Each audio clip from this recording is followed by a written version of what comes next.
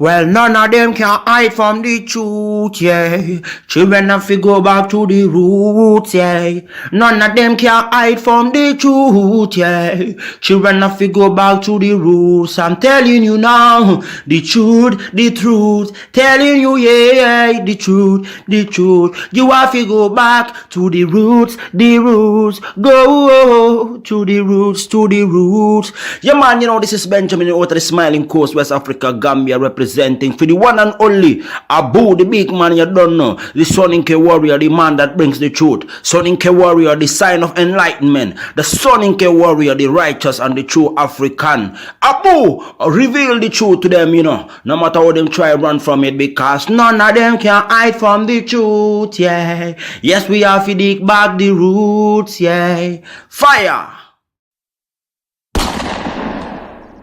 Subscribe now.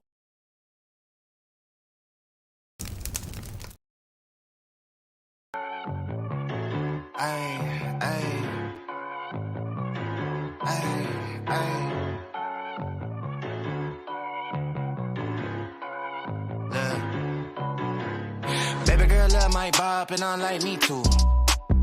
No roof on my top and my babe see through. Hating on the pen, don't stop, shit ain't gon' feed you. I've been all on my grind, so I. Ladies and gentlemen, welcome to the Afridamus report. Today we have another edition, like I told you guys previously. But before I get into that, I want to welcome all of you to the Afridamus report. Please don't forget to like and subscribe to the channel. Share also, because you see, this is the best edutainment channel on this side of heaven. You see, ladies and gentlemen, when I speak about things, it's not only, you know, like most people interpret it as picking on other people, but that's not what it's about. I was thinking, I had this epiphany, you know, about this conversation that Dr. Umar had at the Breakfast Club. And I thought about how most Black people in America, you know, view the world and how other people generally view the world. Because you see, in America, there's mixture. There's tons of people in America, over 350 million people. And you would meet all kinds of people in America. But it tells you also, with this large amount of people, they have to come up with a way to control the people. They have to. And you see it every day in the media, in the education system. Because if you look at it,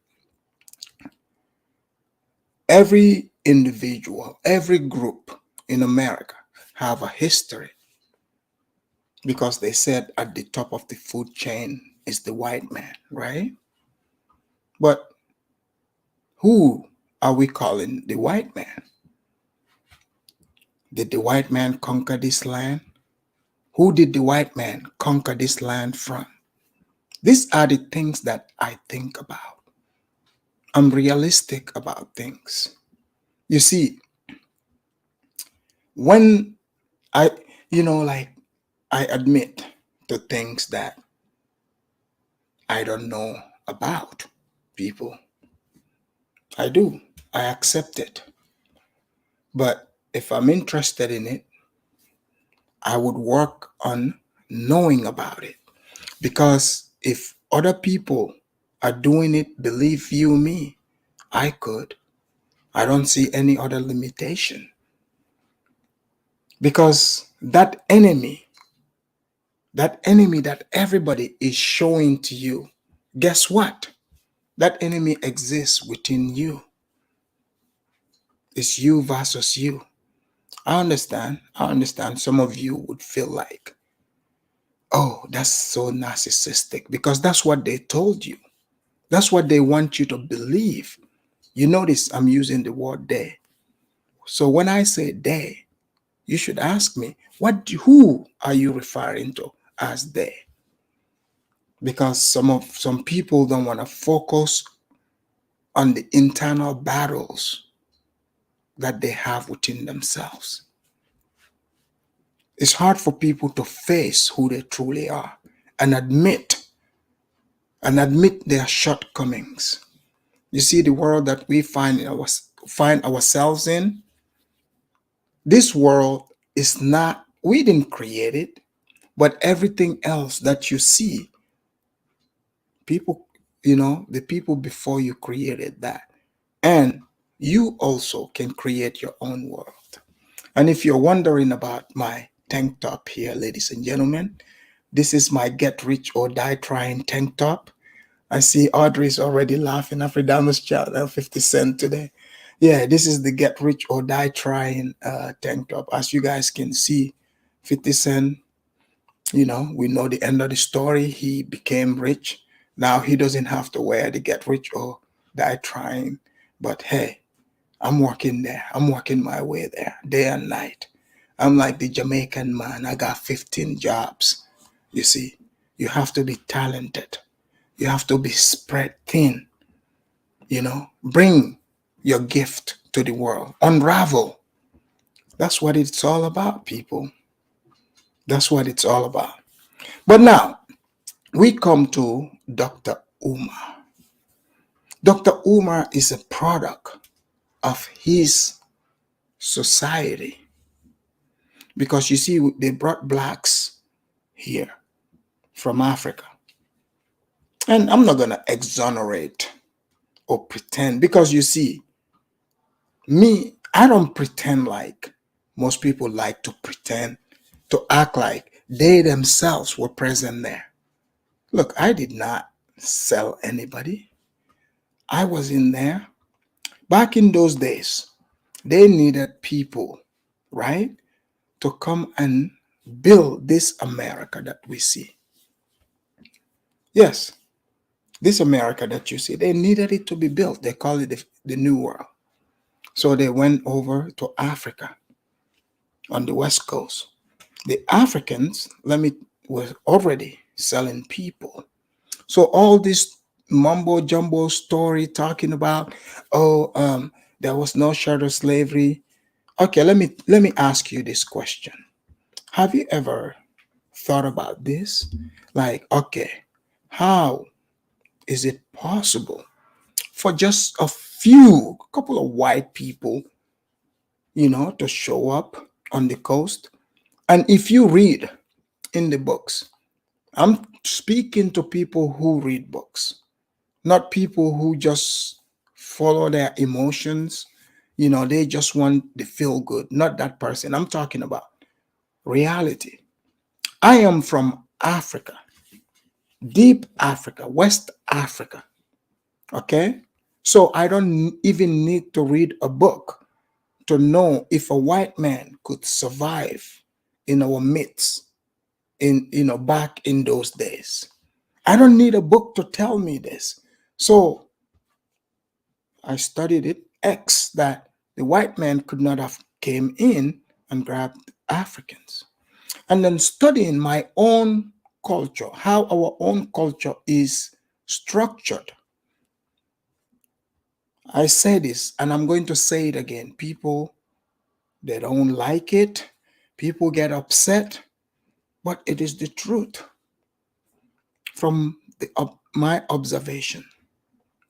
Even if you look at it in the way most Africans even raise their children, this all would make sense. And I see the same pattern in America amongst the blacks.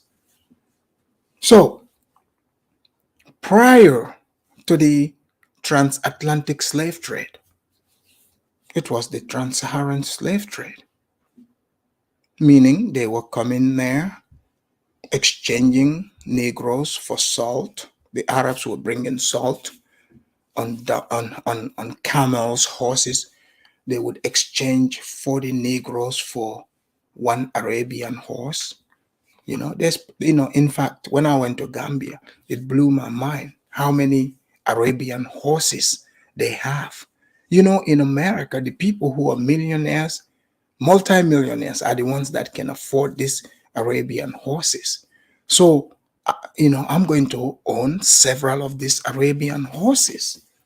But they were exchanging 40 Negroes for one Arabian horse. Okay? So, this went on for 500 years. 500 years prior to the transatlantic slave trade. But prior to that, there was already slavery there. Africans who believe in slavery, and they still do today. Even in their own tribe. I have said this. I have talked about the hierarchy. I've talked about the caste system. But the hypocrites, they squirmed at me. How dare you speak this truth? How dare you speak abomination? When in fact, in your own family, in your own tribe, in your own hierarchy, there's a caste system. They believe in slavery. It's no joke. It's no Western mumbo jumbo where they glorify and try to make things sound like movie. I'll tell you a story here. I'll tell you a story, and this story is gonna, blow your mind. When I was in middle school, there was this kid, right? This kid, I would say materially, his family, they were richer than my family. He had nicer shoes than me, he played basketball whatsoever. He was into hip hop and all that stuff, but we come from the same tribe. He used to like to talk shit. And he said some things. You see, when it comes to tribal things, there are certain lines you don't cross because you would have to be reminded of your position, like compared to the person. So he said some things. And when I went back home, I was having conversation with some of my elders, and I asked them this question. And they said, who said that? And I told them the kid, his last name. So you see, they have everybody's file and their background. They are like, oh, he is not supposed to be able to speak to you like that because he belongs to the slave class. They told me, they said, next time I go back to school, if he gets out of line, I should remind him of his class compared to me, because I am nobility and he is of the slave class. So I went back to school. Next time we were in the basketball court, we're playing basketball, because this is middle school. This kid, he was fast growth. He's 6 foot whatsoever. He was 6 foot almost 6 foot in middle school. So we're playing basketball, and I don't know, something happened, and he started talking trash. And I said, look here, you better watch yourself before you talk trash to me. I said, you are beneath me. You are of a slave class. I said, your bloodline is slave. I'm nobility. And the kid, he tried to put up a front, but when he went back home to his parents and he told them this, he came back and had to apologize to me. So when people go and sit on the Breakfast Club talking about there is no slavery in Africa, are you serious right now? I'm not sitting here telling you I, support that kind of hierarchy, right? But I am just telling you something that I observed, obviously from middle school. Think about it. It stuck with me. Because I find that how messed up that is. Because that kid, from that point on, I totally shattered his spirit. Think about his parents, right? They are not in shackles. They had money and everything. But because that slave hierarchy, because in the, like, I understand, like, here, Chaotic, you say, I'm a proud descendant of slave traders. Oh, sorry, Chaotic. I thought you were going to say you're a proud descendant of slaves. Okay, we'll get to that. But I think it is honestly self-deluding when people like Dr. Umar come and sit in front of black people in America and telling them that no, it's not a big deal. The Africans see every one of us as the same. No, most Africans have a problem. They will have a problem, procreating with someone who's of a slave bloodline. I'm just telling you the truth here, because if you, like in my tribe, right? If I marry somebody who they consider from the slave class, they would disown me. They would totally disown me. I'm just telling you the truth. I've come across right now as we speak. Do you guys know there are people who are of the slave class who are fighting against this? I understand some people will be like, why don't you just move on and just live your life? It's not so easy. Imagine, these people have lived amongst with these people for centuries. And mind you, this is why when some Africans say that blacks coming to America as slaves are their ancestors, they should be thankful, because most people they sold into slavery, they are related to these people who are still seen part of the slave caste. But in America, black people can marry white people. There is no, class system there. Hey, if you got the money to do it, sure. If she loves you, yeah. In America, they are like, all right, these were Negroes who worked for free. Now they have to be paid. We move on. But I find it fascinating when people like Dr. Umar are refusing to allow Negroes to move away from the slave class. I'm giving you a little background about what slavery is in Africa.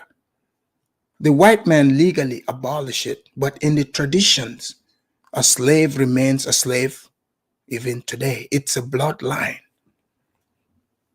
It is a bloodline. I'm just telling you guys facts and proof that it is well practiced today. If you belong to the slave class, your bloodline, like if you want to marry someone, they will do the investigation to find out what your bloodline is. If they find any one slave in it, they would disapprove. If you go along, I'm telling you, they would disown you.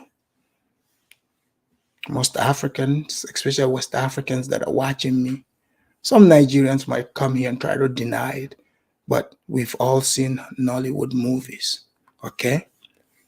So most Africans have a problem with slavery. If you understand even our language, especially in the Gambia, if you understand the language, the local language, the worst thing you could call someone is a slave.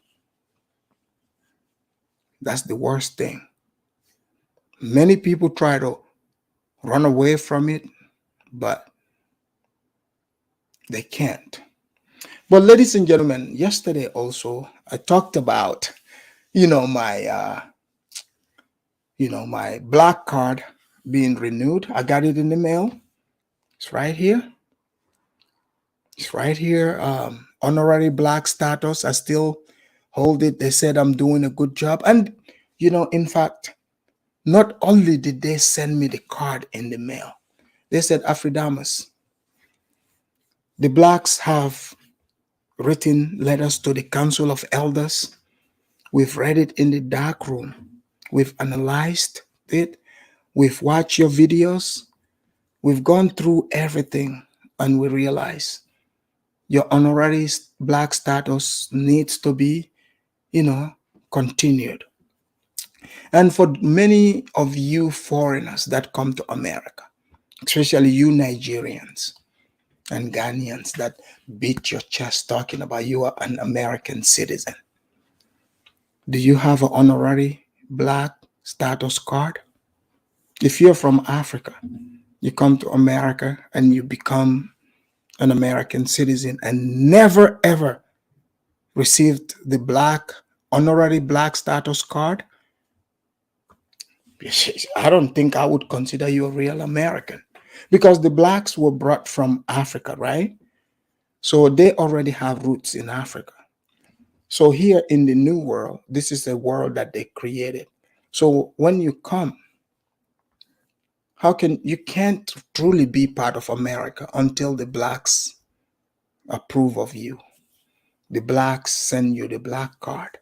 So I'm going to, in fact, they sent me a video, to welcome me into this, back into, like I was a little bit there. Like we've had some Pookies and Ray Rays and baby mamas who wrote letters about me, dirty letters, they sent it to the Council of Elders. But I am here to say I've been approved. In fact, not only by sending me the card, because I know some of my haters are going to be like, oh no, it's fake. Right there, you see it? Soninke Warrior. Okay? Not only that, let me show you the video that they made to send for my approval here. Here we go.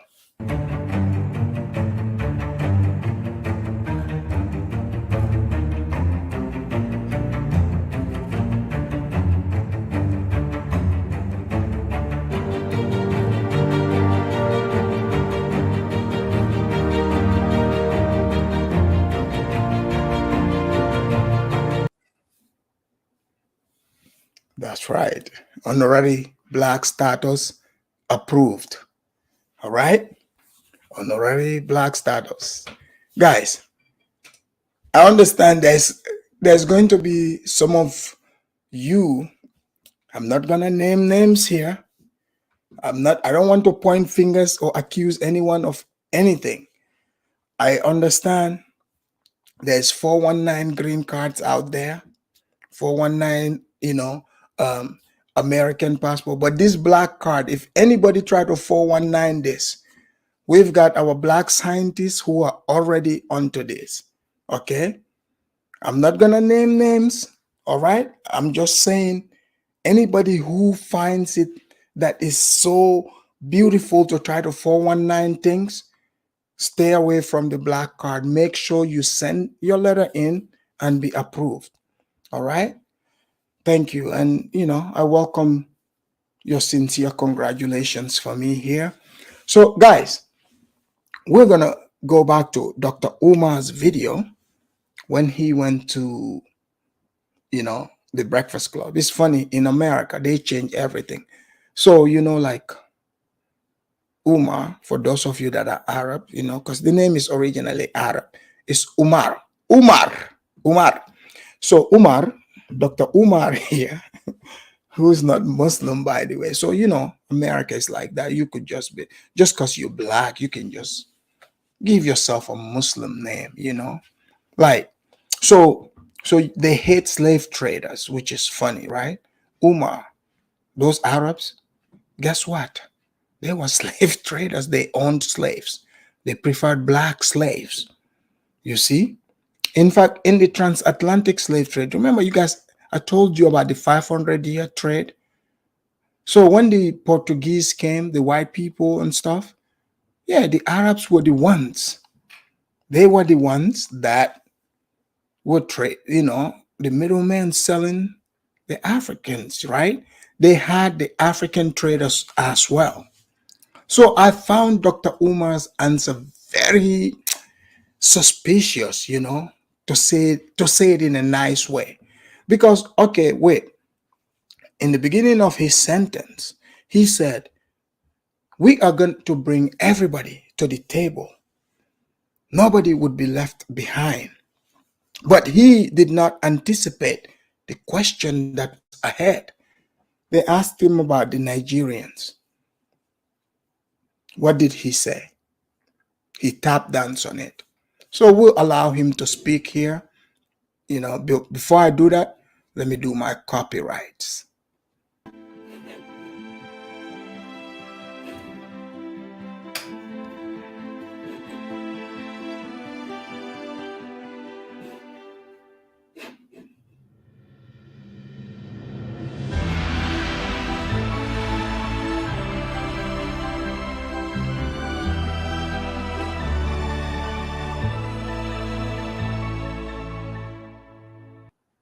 After it. And when you factor in colonization with slavery, you can't possibly blame an African nation for that because they suffered during colonization as much as we did in slavery. So I reject any proposal that wants to make African people more liable for slavery than the white people who owned, controlled, expanded, and benefited. Oh, I agree from with it. that. Yeah, I don't. They're definitely not more liable. It's just like you said. Everybody. Nor are they equally liable. Are equally. Everybody needs to be at the table. Absolutely, but Africa don't owe us reparations. They owe us as a people internal reparations, just like we owe ourselves as a people internal reparations. Here's what I want to say. We are entitled to reparations. We will get it. But let us be clear something. Money isn't going to fix. So guys, think about this for a minute, right? So, okay, are we going to sit here and pretend? And like, truly, I get it. There are some who want to hear these feel-good stories, but let's not sit here and pretend that the blacks were the ones that freed themselves from slavery. Okay? Yeah, it was messed up, of course. But the blacks did not just get here. They didn't just drop out of the sky and the white people just enslaved them. Their history started somewhere.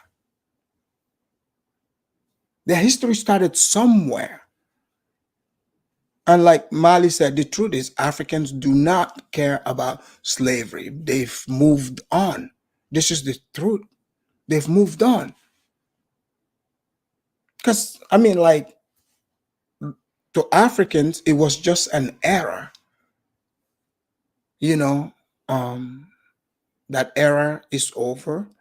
Now, it's safe for Africans. See, what people tend to forget is there are people who were slave traders who themselves ended up becoming slavery, becoming slaves. So slavery had to end because it was dangerous. It became dangerous for Africans, period.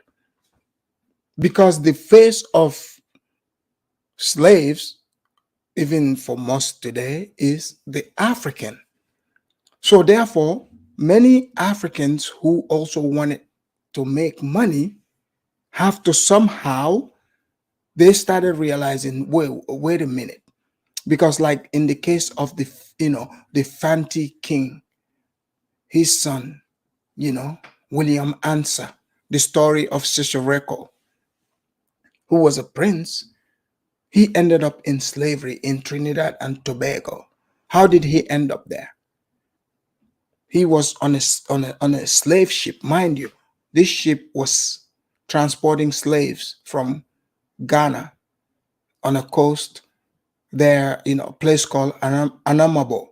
Anamabo was a popular slave trading post run by the Fantis.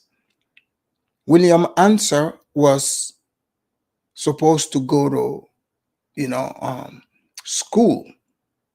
People think Africans just started going to college just as of late in the Western world. No. While some other Africans were in the bottom of the ships, being transported, because they called it the triangular slave trade, the ships would dock off in Europe first. And then, it's from Africa, Europe, then to the Americas, which includes the Caribbeans and all that. So William Answer was supposed to go to school in France, in a place called Bordeaux in France. So these African elites, they were sending their children to school. Look, let's not kid one another. Let's look one another in the face. Most of these places, you know that your slave trader is still the one in charge. We know, we know the people. It's not like just because they signed the paper, those people lost their power, their class. That's why I gave you the bloodline sample. People of the slave class, they could not just all of a sudden erase that. Okay?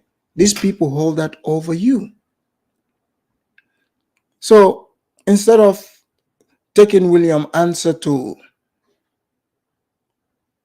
his school, they're like, hey, let's just add him to the list of the Negroes, because when they are crossing the Atlantic, some of the slaves, they get sick. The unfit ones, they die, and they have to throw them in the Atlantic. So their numbers would be low and low. So William Answer had, unlucky for him, found himself in one of these ships. So you see how the universe works. Because William Answer's father, John Corinthian, he took a Christian name. He was a slave trader. The most popular slave trader at the time there was a Scottish man named Richard Brew, who married a Fanti girl lady named, who was William Answer's sister. So, long story short, they went and sold him into slavery. They added him to the list. Guys, this is the type of things that was happening. Can you believe it? Think about it. So, this is why sometimes I understand why most of these people, they want to just manipulate the story. Because most people, if you speak the truth to them, you tell them what really happened, I don't know if they can take it. So, long story short, it don't matter where you find yourself. It don't matter where you are. It is what it is. You can change your own history. Because those people that they call the slaves, the people that they said, oh, you belong to this class, it was someone else that created that. Think about that. I mean, what do they truly base it off of? What? Because you had more guns than me? You were able to overpower me, and then you anointed yourself as superior over me? That's why I'm telling you these stories. This is how ridiculous these things are. So when people come, they tell you these stories instead of seeing it just as a circumstance that you are supposed to overcome, and you can overcome. They continue to push the narrative so that you would never feel good about yourself. That's what it is.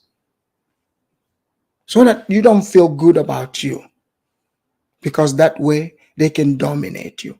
Just like I'm telling you the story about me and the kid in middle school. So why should he feel different? Why? Why? People created all that. So I get it. Some of you might think what Dr. Umar others are saying helps you. He mixes lies and truths, but most of it is also for you to accept this position that I just told you. Wants you to go along, because now all of a sudden you're saying, okay, they came up with this, they created this. So you are no longer seeing it as it was created. You just accept it. Oh, they said I'm a slave. Oh, my bloodline is slave. What does that even mean? Have you ever questioned this? So this conversation right here, especially Dr. Umar, when he is saying, oh, these people like pushing it as if they get to decide what your life is like, mentally he's still keeping you tied to a master, like a slave and a master situation. So it's like they don't want you to be free. They don't want you to be free. Some of you might think, oh, why is Afridamus talking about this? Because I see it every single day. You don't even understand your own power. Just allow yourself to think about what I'm saying here and really analyze it. Not just about, oh man, this person sounds good, but is he making sense? Is he benefiting financially from this? Are you becoming smarter or dumber when you listen to it? I'll allow him to go on. Many of the problems that we have. Money isn't going to stop the back and forth accusations and tearing down that's going on all over the internet between black men and black women. Money not going to stop that. Money ain't going to make the black man love the white woman anymore. You understand me? Money is not going to remove the self-hatred complex that so many African people have within us. There's so much that we have to do on our own that money cannot buy. So anybody who thinks that money is going to reverse the psychological holocaust is insane. But do you see how contradictory this is? The man is constantly begging for donations, asking for money. By the way, guys, don't forget to hit the Cash App or super chat me. Thank you in advance. But the man has no problem. I have no problem with money, by the way. Okay, I don't hide that. I do not pretend. So what does your money have to do with white people? Why can't he be secure with himself? So you have these people who come out here who have problems with themselves, but they think they have issues with white people.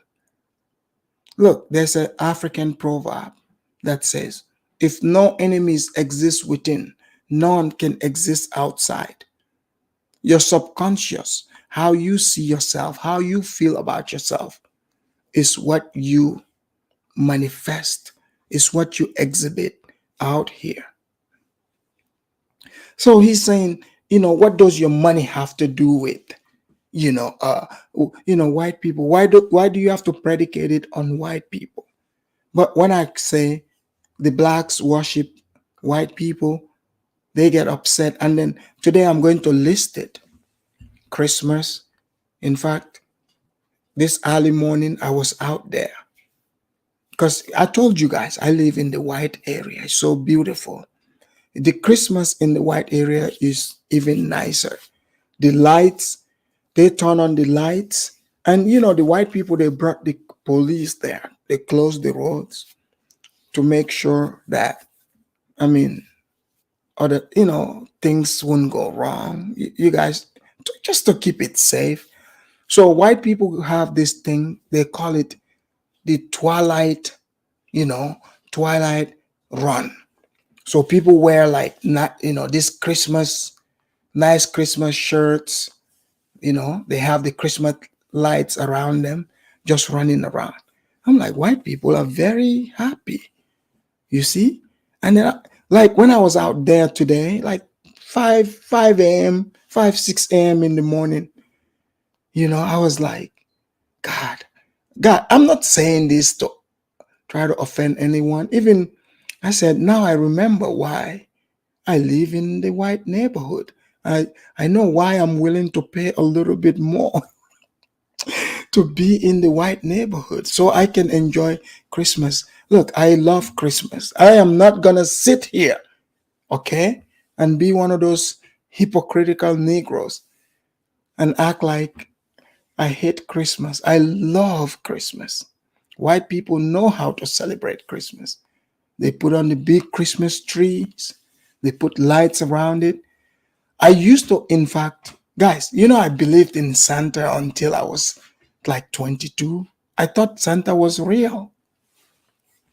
I thought Santa was real until one day I went to the black side of town in the mall and I saw the black Santa. I was like, no way. So Santa is fake. I was like, a black Santa giving away gifts? You mean this Santa is not coming down your chimney and taking away the gift? He is giving it? No, no, no, no. It's not possible. So my dreams of believing in Santa was shattered the day I saw Black Santa. I said, Santa cannot be real. And for those of you that want to be hypocritical and want to be upset, go watch Friday After Next. In fact, my analogy was point on. Point on. But long story short, Black people go into debt just to celebrate Christmas. All right? They do. Nothing wrong with it. If it makes you happy, okay? Why not? There are many Black kids who are excited by Christmas. It's religious based, right? So I grew up as super duper Muslim. I told you guys. Man, we have the Idul Fitr and the Idul Adha. So in the Idul Adha, that's when they, kill sacrifice the lamb, people. I love, like I would wake up early in the morning every day to make sure the sheep is there, just, caressing it. You're looking forward to gifts. So I understand, I understand some people might come and try to base things on saying, oh, everything they want to be Debbie Downers to say, oh, the white people came with it. Look, if you hate white people, just don't celebrate white people's stuff. Like, let the people who love Christmas enjoy Christmas in peace.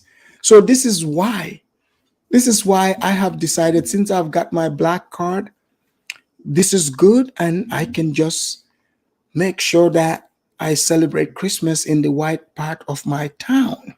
Okay?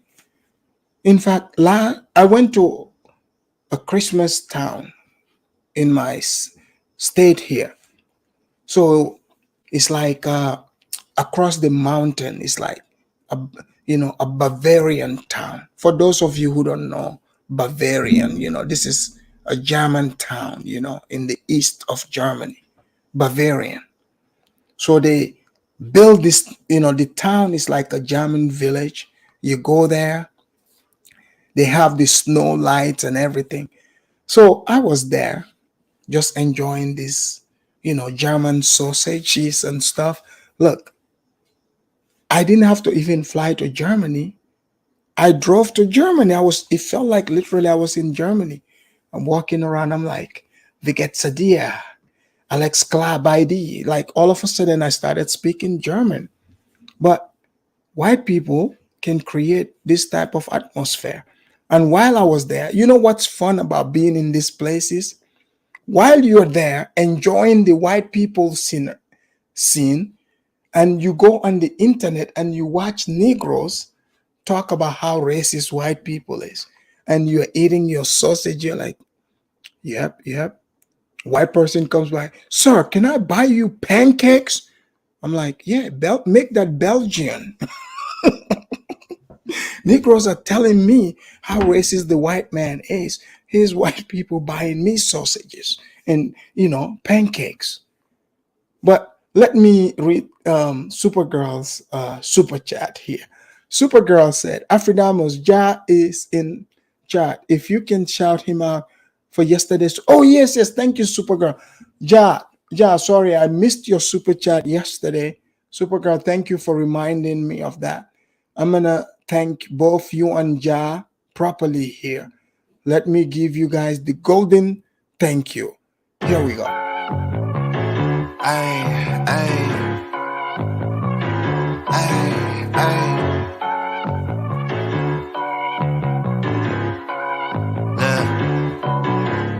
Baby girl love my bop and unlike me too.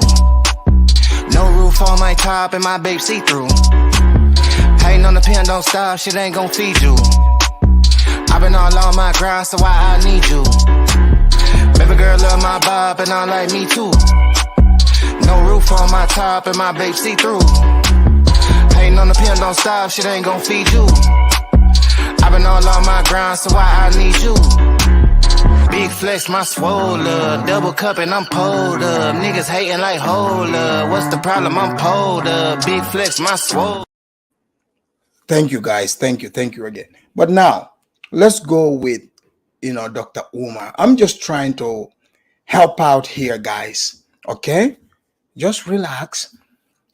I don't get it. Why celebrate things you hate? Why even give it names?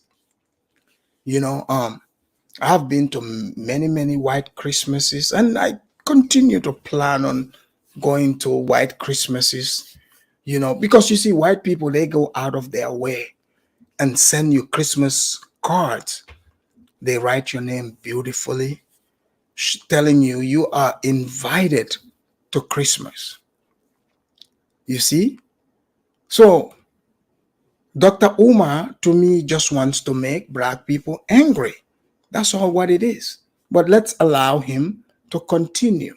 It does has its place, but it is not a panacea for all of our problems. And I am of the opinion that if you don't change the way we think before we get reparations, if you don't build an infrastructure for African people before we get reparations, you change nothing else about African people. Damn. Can we please talk about Jerry Jones? Yes, we can. You recently posted a picture of what? They try to slander our brother over Talk here. to me. About what? Over the summer, I guess there was a video of you, I guess, At the Cherry Hill Mall. They tried to say you had jungle fever, Dr. Umar. Jungle fever in the mall. Okay, let me tell you what happened. I thought we talked to him about that already. No, Somebody tried to hack my phone, an iPhone. It went out. My phone never went out. I call iPhone. They say, okay, we have an appointment for you. I said, I'm in Philadelphia. Apple, yeah. Apple. Closest place, Cherry Hill Mall, Apple Store. No problem. I ain't got no phone. I need my phone. I go to Cherry That's Hill the Mall. whitest apple of all apples. Yes, sir. So I go to Cherry Hill Mall. They working on my phone. It's taking forever for my appointment to come up. I said, let me find something to do. I go get me some suits. Go back, get the phone fixed. I'm on my way out the mall. I'm done.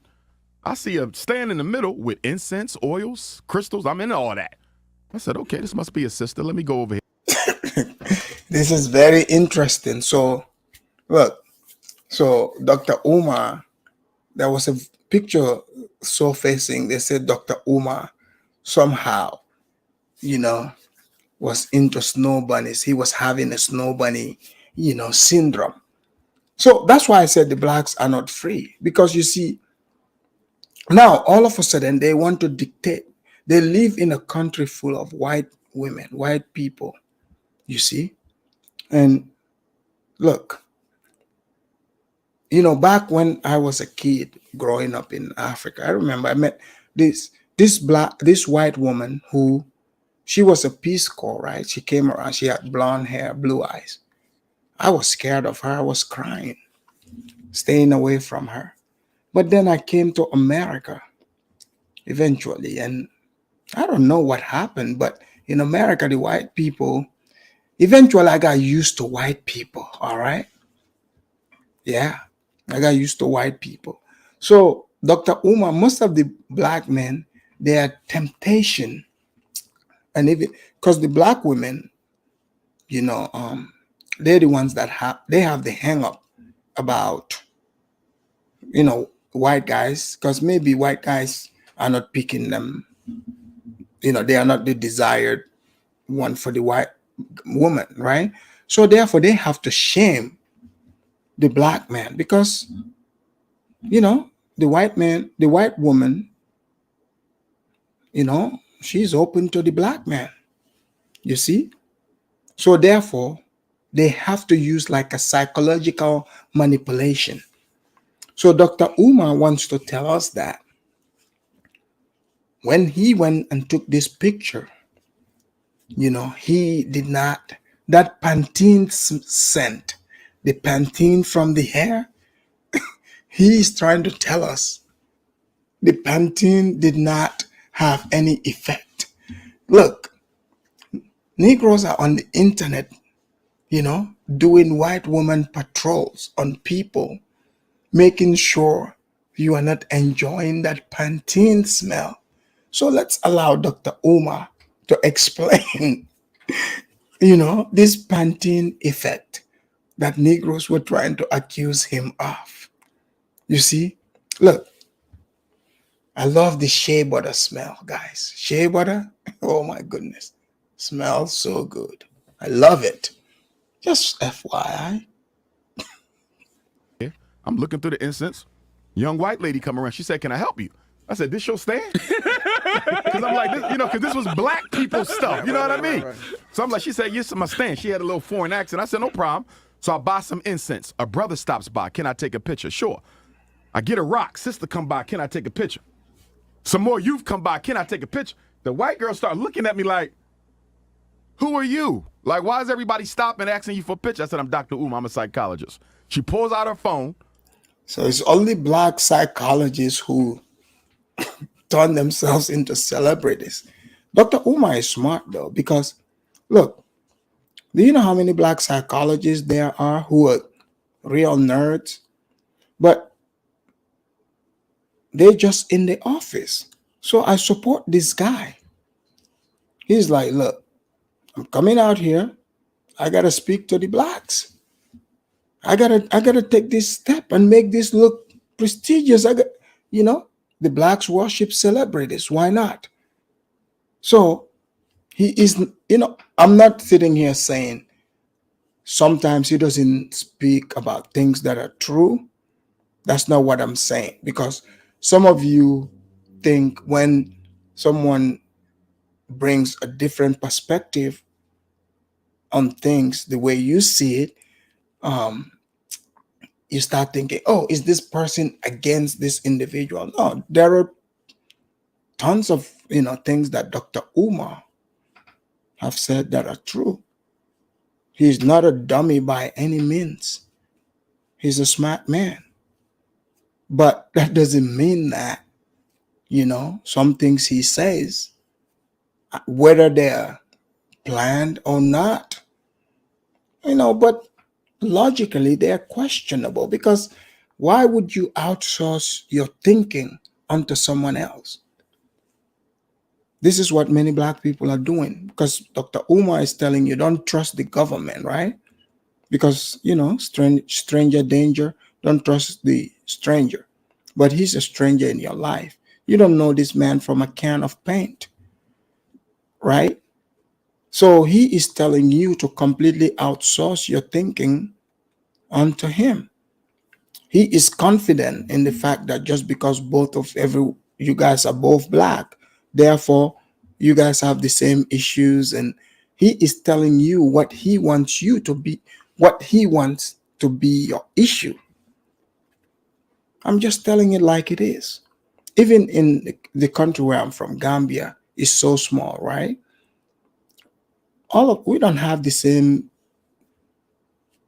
issues, like where you think just because this is my issue and all of a sudden it's everyone's issue. No, I've always rejected that.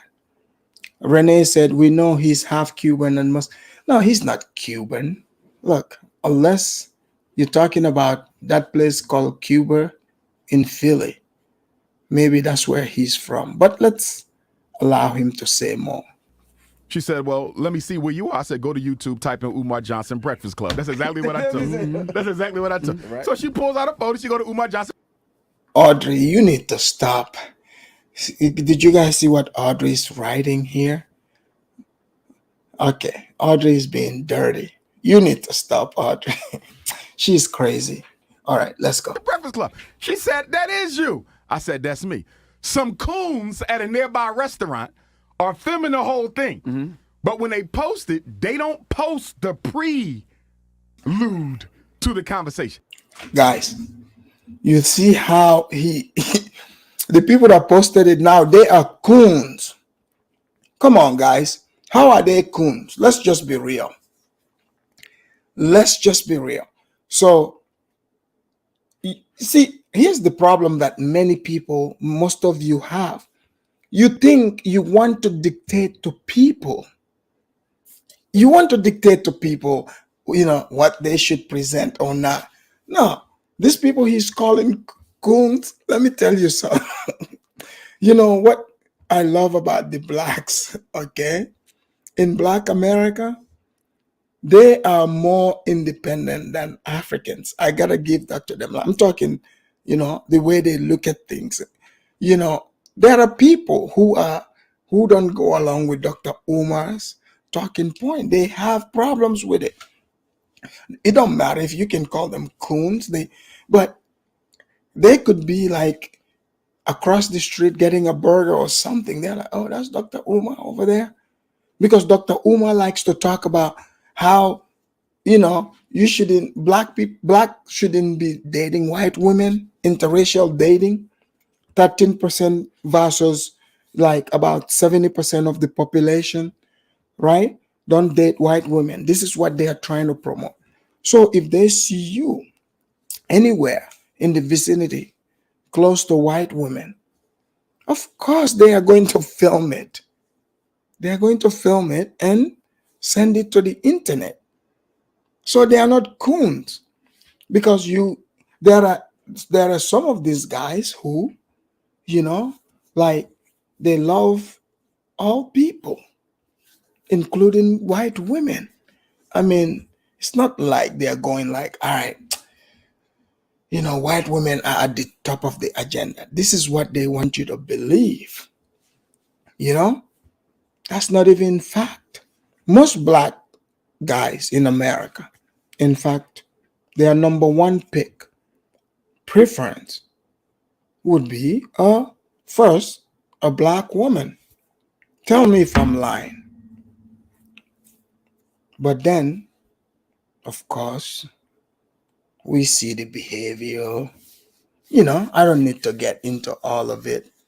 The way they act, some of these black women. And then, one fine winter, you go on vacation to Idaho, Colorado, or you visit Seattle, like the places where, the snow is much whiter, much cleaner. You go there, you taste the food, you're like, huh. So all along they've been lying to me on the internet and on TV, saying white people can cook.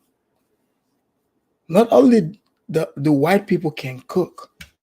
I don't know what white people are telling God in their part of town, but we need to be asking them. I don't know if white people are telling God, hey, can you make the snow perfect? It's like they requested and it comes the way they requested it. All right. I've lived amongst white people for a long time. And yeah, like one person wrote in my comment section, visionary of love. It's like, Afridamus, maybe you were exhibiting our American entitlement.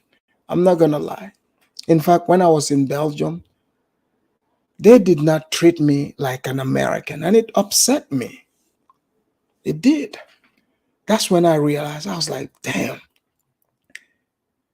do I have American privilege? Am I taking this American privilege too far, where I talk, like Honestly, I didn't even care if these people were white. I just want you to treat me like an American. That's all. You see, the blacks know there's privilege to the American card and the black card. This is why I am holding so tight to my black card. That's right. I heard Charles Barkley, his black card was pending, but he just made a huge donation. Guess what? I think next week it will be approved. That's what it takes. But mine is from merits. It's not that I donated large sum of money. It's from my work. So I got my honorary black status. For those of you that missed it, let me show you my card again, just for FYI.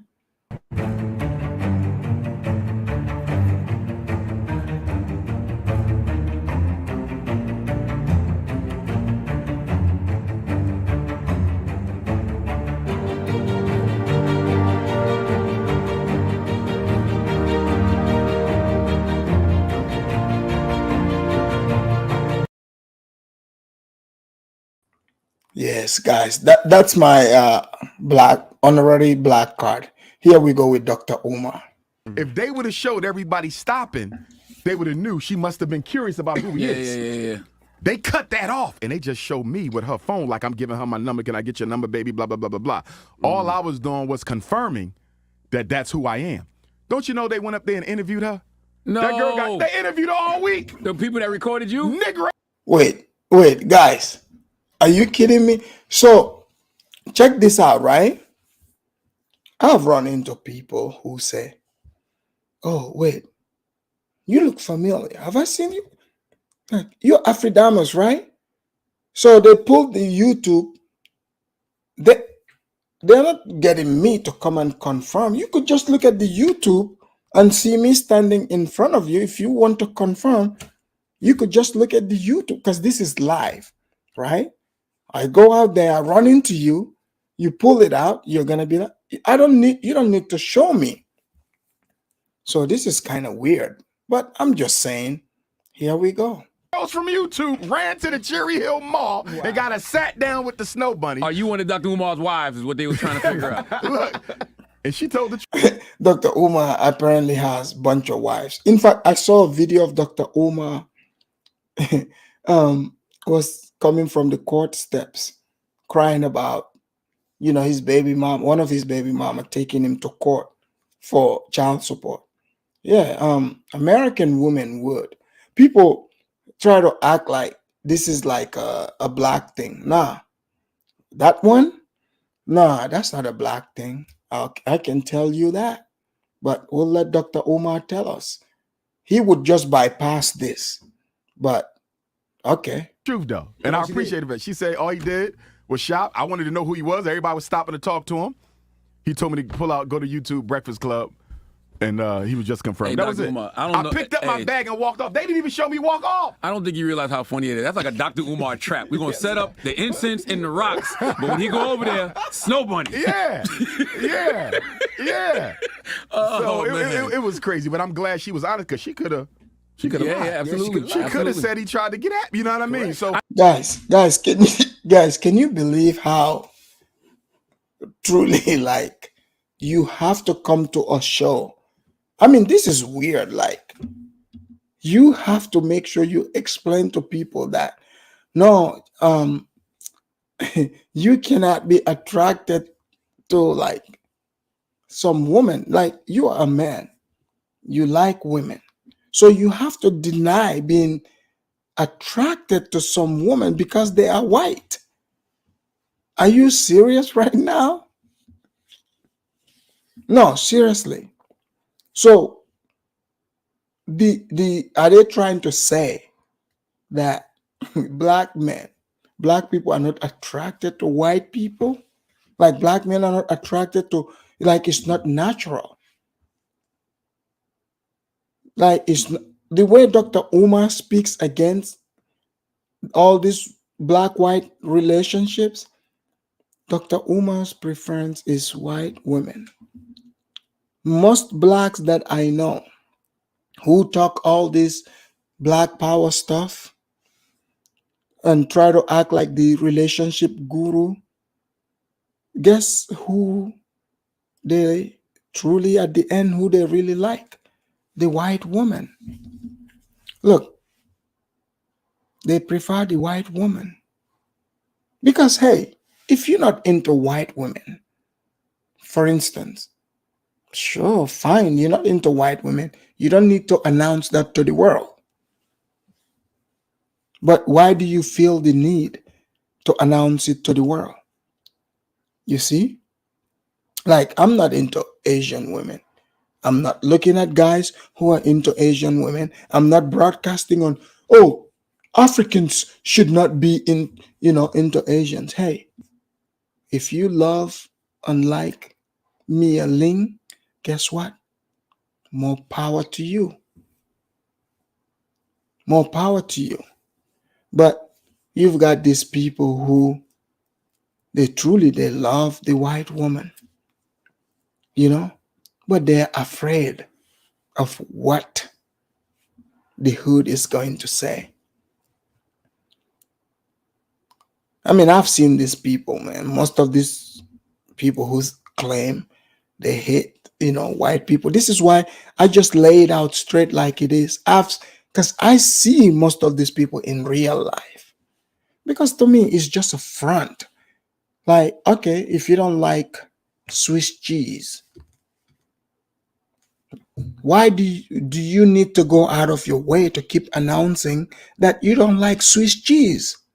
Even if Swiss cheese is not on the menu, why do you feel, you don't only say you don't like the Swiss cheese, you hate other people who love Swiss cheese. So that's where the problem is. But let's let him pretend that he's not into white women. But I know he would love to have that, Belgian waffles. Guys, Belgian waffle and you put melted butter on that. That's pretty good. You should try that sometimes. Stay away from that chitlin stuff. That would clog your arteries. I think people think you hate white people. You don't hate white people. Yeah. I have conversations with white folks all the time. Arabs, Chinese, East Indian. I have people who watch my work from all over the world. I was just stopped in the airport by an Asian who works for, what do you call the security? TSA. He came right over to me. I'm taking my shoes off. He said, hey, I'm about 40-year-old Asian man. I'm not sure if he was Chinese or Japanese, but he said, I'm a big fan of your work. Keep on doing what you're doing. Asian. I had a group of white boys run up to me at the airport. I was in Dallas, Texas. Can we take a picture? I took the picture. Why do I do that? People say, why you take pictures when white folks stop you? Because it's important for the world to know that my agenda is not hate. My agenda is African liberation. I'm opposed to white supremacy. Guys, what does African liberation have to do with you hating on white women, pretending not to like white women? I've told you guys about the black professors, right? Black professor who preach all this, white stuff against white people. But professor, he wears his little kufi, but his wife is white, right? Blonde hair. They live in the white neighborhood. The closest they come to Negroes is in that college, the 13th grade school I went to. Just telling you, all right? Chaotic said, African liberation, dude, just go live in Africa. Exactly. Chaotic, I'm with you. In fact, I have another video of Dr. Umar trying to dictate to Africans where the headquarters of the African Pan-African headquarters would be. I would do something about that.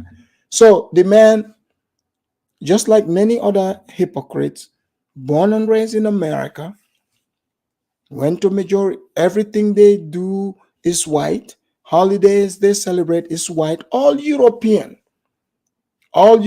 stuff. But they hate European. Okay. You want me to believe this? But you come, you're like, oh man, you should hate the white people too. White people didn't do anything to me, okay? I just told you. In fact, when my stuff is delivered that I order, even if I'm gone for a month, in my white neighborhood, it's still down there, out there. I mean, although there's been some white people who are on drugs who have been stealing around here. That white people need to fix that. But, overall, I don't have to worry about the package. You see, you pay for safety, peace of mind. But my thing is, your problem is not with white people. Because you're listening to people like Dr. Umar. Dr. Umar clearly has some deep, dark internal battles that he is dealing with, that he needs to overcome. The man lives in America. He's talking about African liberation. That's clown talk. You don't, guys, honestly, okay, all jokes aside, think about it. Does that even make sense to you? He's using African and American interchangeably. When he said Africans, which Africans is he talking about? You see, the man, he uses tricks. He plays with words. He would say things like, oh, the Africans in America. I am an African in America, although honorary black, just so you guys know.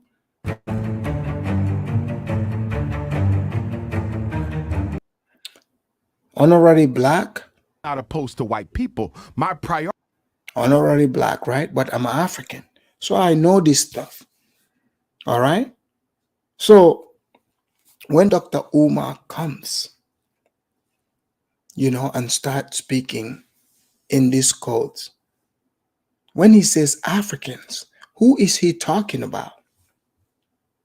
Have you ever thought about that? Because he's not speaking for the Africans in Africa. That's for damn sure.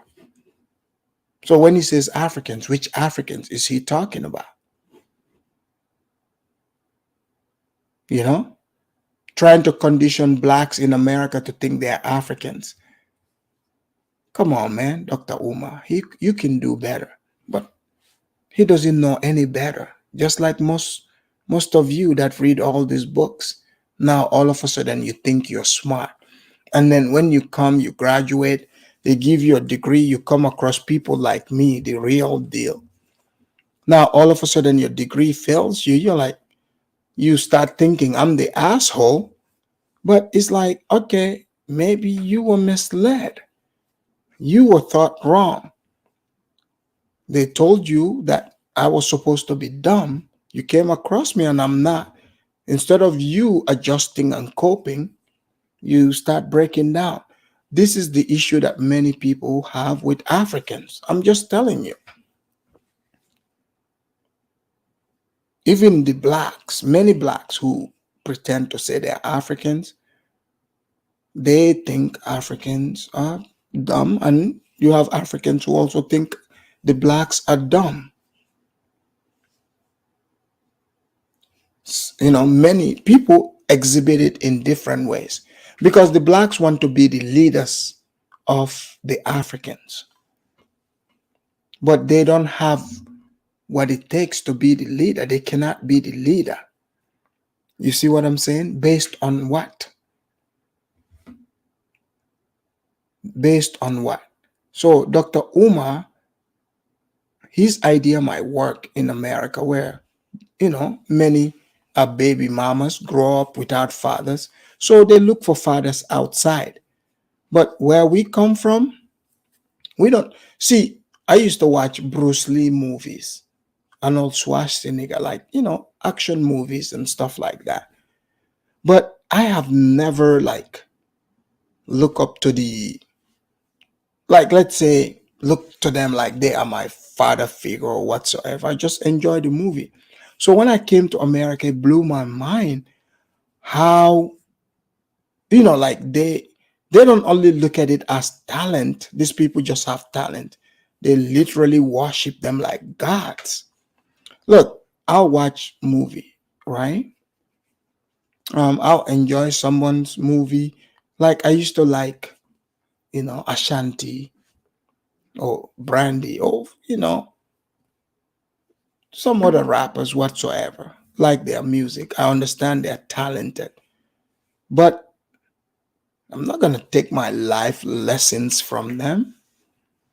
You know, if they, you know, there's difference between enjoying and, you know, and just worshiping the people.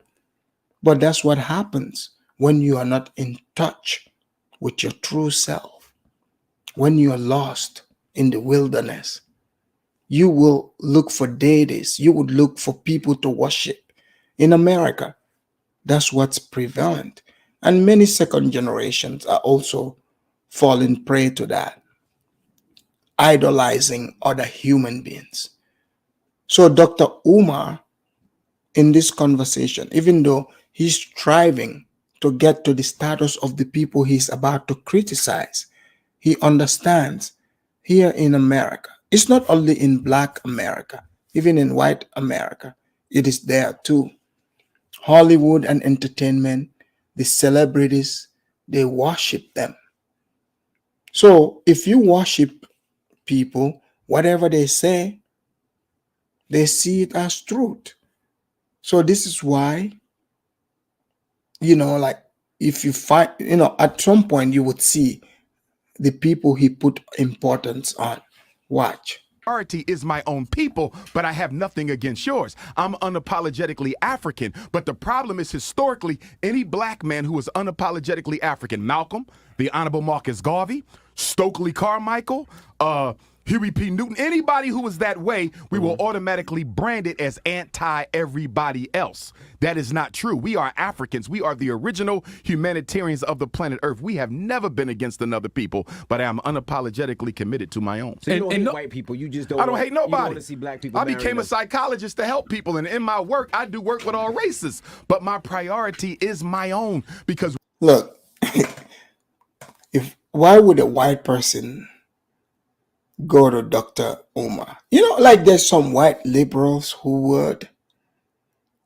because I saw there's an article that I would share at some point. In the Netherlands, which is Holland, there are some of these white people who are like, oh yeah, you gotta give the blacks reparation.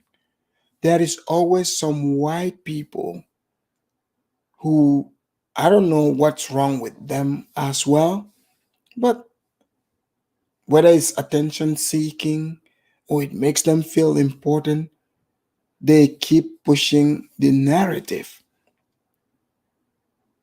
I have realized many of these quote unquote sympathetic or white people who think they can tell you about blackness, because you guys know I'm honorary black, right? For those of you that just got here, you see? So, yeah, they would tell you stuff that is supposed to give you disadvantage instead of you just being you. So, if you're lazy, you just go for it. And that's what America has created. Dr. Umar is pushing that narrative, point blank. So he said, oh, I don't hate white people. So why do you need to qualify it? Why are people accusing you of hating white people? That's the question. But he knows the truth. I don't need to tell you. need the most help. Charity starts at home. And so therefore I make no apologies about being for black people. I make no apologies about saying a black man has no business being with another woman, Ime Udoka and TJ Holmes. I make no apologies about that because we got to save ourselves. What's your thoughts on that? Since no, let's go to Jerry. Let's stop you speeding now. Let's go to Jerry Jones first. And by the way, what Dr. Umar is saying. Guys, Another crazy thing is they've made it normal. He thinks he's speaking for all black people worldwide. He thinks that. So in America, they've made it normal in the media that, for example, these people he's speaking of, he qualifies himself as, just because he is black, he can speak on those people. He's appointed himself to do that. So think about it. He doesn't know these people. He doesn't know them from anywhere. But he expects them to think like he does. He doesn't know their background, their experience. He just assumes just because they are black. So therefore, they have to see the world like he does. And if they do not, that means they are not black. So imagine if all of us appoint ourselves to be the arbiter of the truth. Like, think about that. What the world would be like. So just live your life and let other people live. Plain and simple. But no, because he has insecurities that he's afraid to face, he wants everybody to share it with him. Like, hey, if you think white people are superior, I don't see it that way. So why you want to put that on me? You don't need to put that on me. And that's what he is doing. All right, Dr. Umar, you don't like white women, you don't like the smell of Pantene. Good. Go for the shea butter, We all saw on the internet what the shea butter did to you. You crying to the fans. Please, guys, you see what not only did shea butter, try to ruin your life, Shea Butter Senior, her mama, which is Shea Butter's mama, they get together. She was helping her against you. Okay, so it's not just the model one, the original model, the prototype, the original Shea Butter, the mama, the grandma. That's what they got together. I guess being black didn't matter then, right? So my thing is, be consistent and be honest. You have your own issues, deal with that. But these people don't deal with their own issues. They come out, they speak about their issues as if this issue is your issue. If this issue is foreign to you, they try to label you as anti-black. Or you don't care about black. That black label, who gave it to you? Who gave it to you? Have you ever thought about that? I'll let you think about that, but let's let Dr. Umar continue. Other communities say that and nobody has a problem with it. Nobody says nothing. Yeah. Nobody says nothing. Okay. Ime Udoka and TJ Holmes. First of all, what they did was wrong. You had no business having relations with another man's wife if, in fact, those women were married. It's wrong. Husband, white, black, purple is wrong. Adultery is wrong. But it's even more wrong because you chose to go outside your community and do it. It's even more wrong because you chose to go into the white power structure and do it. They were not chastised because they committed adultery. Celebrities do it all the time. They were not chastised for that. They were chastised because they failed to keep in mind that black men get the white women that other white men genuinely do not want. You don't get the top of the line white women. So you see how messed up this is. So the guy is jealous of the other black men who are with the white women. So for a group of, he's trying to propose this idea of black people being oppressed. And how do oppression comes about? Is the people using labels on other people to try to classify them and put them in this group. If you remember in the beginning, what I was talking about, how people say such and such have slave blood, they belong to the slave class. Who came up with that? How do you even quantify it? It's just some people setting up those rules and other people abiding by it. I mean, have you ever heard, like, ask yourself, like, why? But what he is saying here clearly shows he is jealous. He said the black men only get the bottom tier of white women. So the black men you see with those white women, you don't think those are the people they like? You are not that person. But they speak as if, this is the thing I find funny in America. So where I come from, right? In Africa, everyone, in other parts of the world, people, just because you're from the same tribe with someone, if they have a lot more money than you, you know, they've got access to different amenities than you. It has nothing to do with tribe. It just have something to do with their abilities. Not in America. In America, you would see poor broke black person, lazy, who doesn't work, but they think that if they are not treated like LeBron James or don't have the same access to things that LeBron James does, then that's discrimination. It's like, no, you're a poor, broke person. Oh, because I'm black, it has nothing to do with that. Like, just because you're black, just like LeBron James, your circumstances are not the same. This is how the world works. It's nothing against you personally. That's just how the world works. Plain and simple. But when you internalize it and make it personal, that's when you start becoming depressed. But I understand it's the teaching in America. Don't. You get leftovers. Look at most of our celebrities. They did not marry women who came from the richest white families. Black money and white money don't behave the same. New black money and old white money have two totally different personalities. New black money will jump on any poor white girl and make her a billionaire, Tiger Woods. Rich white woman, rich white money doesn't operate that way, you see. The sin of Ime Udoka and the sin of TJ Holmes is you. See, Tiger Woods is mixed, right?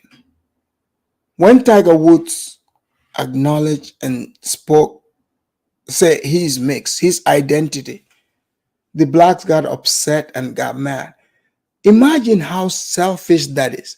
These people are so selfish, they chastise a man for acknowledging his true identity. So when it comes to them, they want you to erase completely who you are. Tiger Woods' mom is from Thailand. He's from Thailand. You look at him, he look like those people from Thailand. But simply acknowledging that, it's like, okay, I get it. What many black people, even Dr. Umar himself, he said he's anti-slavery, but he thinks he's a slave. Think about it. Because these laws, this ideology, this thinking that he is perpetrating, that's the slave mentality. That's slave mentality. Because, like, who told him this? Like, Tiger Woods is mixed. Tiger Woods is not exactly of the same race as myself here and Dr. Umar. And he knows this. But when the man said he's Caucasian, you saw people that look like me getting upset. Oh, he's a sellout. Really? You are a selfish individual. Just for you to feel good. You want this, you want to erase this man's identity. He's not of the same race as you. He's not. I get it. He's got an African American father, but he's still mixed.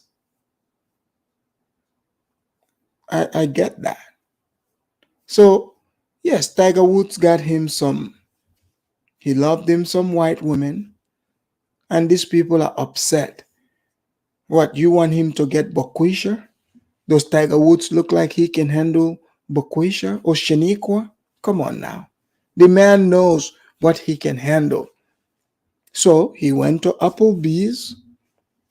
He found him Shannon over there. He went to Olive Garden during the middle of the day, extra salads. Found him Jennifer. He found Laura. Look, didn't they look like they worked at these places? He went to the Cheesecake Factory. That's where, he met the, other three there. So here we go with Dr. Umar. This to me sounds like he's jealous of Tiger Woods. If the man likes white women, who is he fooling? Let him just do it. But if you're constantly talking about the people that have the white women, I mean, come on. Don't you guys find that suspicious? What does that have to do with him? Look, if those people are not into what you are into, just let them go. Plain and simple. Live your life and let them live too. Had an affair with a white man's wife. This is a desirable white woman. Somebody loves her and is married to her, and you had the audacity to take her away from her. Visionary of Love said, Afridamus, didn't you say what counts is only the man's seed? So in this theory, Tiger Woods was pure African American. No, I didn't say just only. If my son acknowledged his mom's heritage, of course I'm not going to be like, you are a sellout. I'm not going to say that. So the man said he's Caucasian, meaning he's acknowledging his father's seed, meaning Caucasian, Black, Asian. He's mixed. So yeah, it's not all. Yeah, my seed, the man carries the seed, and I've said that here, carried the seed all the way from Africa to here. So, but yeah, it takes two, so half and half. The man is mixed, and yeah, Audrey's right. Soninke is different too. Husband being a Negro. That's why they had to be sat down. And if I could speak with Yeah, Soninke is different from Black because anybody can be Black, even Rachel Dolezal and Kaepernick. See, you can't just wake up one day and say, I'm a Soninke. We don't do it like that. Oh, no, that's not how it goes. But, in America, like, look at it. I just received my honorary Black status. So it's different. The cure, I'm not contradicting myself. Soninke and this situation is not the same. Just relax, okay? Hey, Udoka, I would have to ask him. On top of all that, you chose a woman from the Mormon church. What's Her that mean? family is Mormon. The Mormons historically are one of the most racist denominations of the Christian religion. Did you know they did not ordain Black ministers until 1978? Their most famous leader, Brigham Young, he said the devil was black, and he also justified. So, guys, did you remember when I said that, in Islam, the devil was black? People got mad at me. Dr. Even in the Mormon religion, they are. The devil is black. But again, this for somebody who says he doesn't care about religion, he doesn't care about white people. Why does he care about these white Mormons? This is crazy. The enslavement of African people by way of the curse of Canaan. Ham was cursed for uncovering his father's nakedness, and as a result of that, cursed be the firstborn, Canaan. So the Mormon Church and Brigham Young and their other leaders said that black people's skin was black and our hair was nappy because of the curse of Canaan, and that justified our enslavement. You think he thought about it that deep, or he was just probably hitting something? I don't think he was thinking about it that But deep. here's my point. If you're going to sleep with a white woman, you don't go to the KKK and get one. You see? Look at the other brother, Everett, the young basketball player from Louisiana State University, June of this year. He visited his white girlfriend in Boise, Idaho. She takes him to a Mormon wedding. She should know better. They didn't let him in because he's black. Guys, are you hearing this? Really? So Dr. Umar, here's the thing. So Dr. Umar, how is he an expert on all this? If he says he's never dated white women, he doesn't go around white people. So it sounds like, the boogeyman.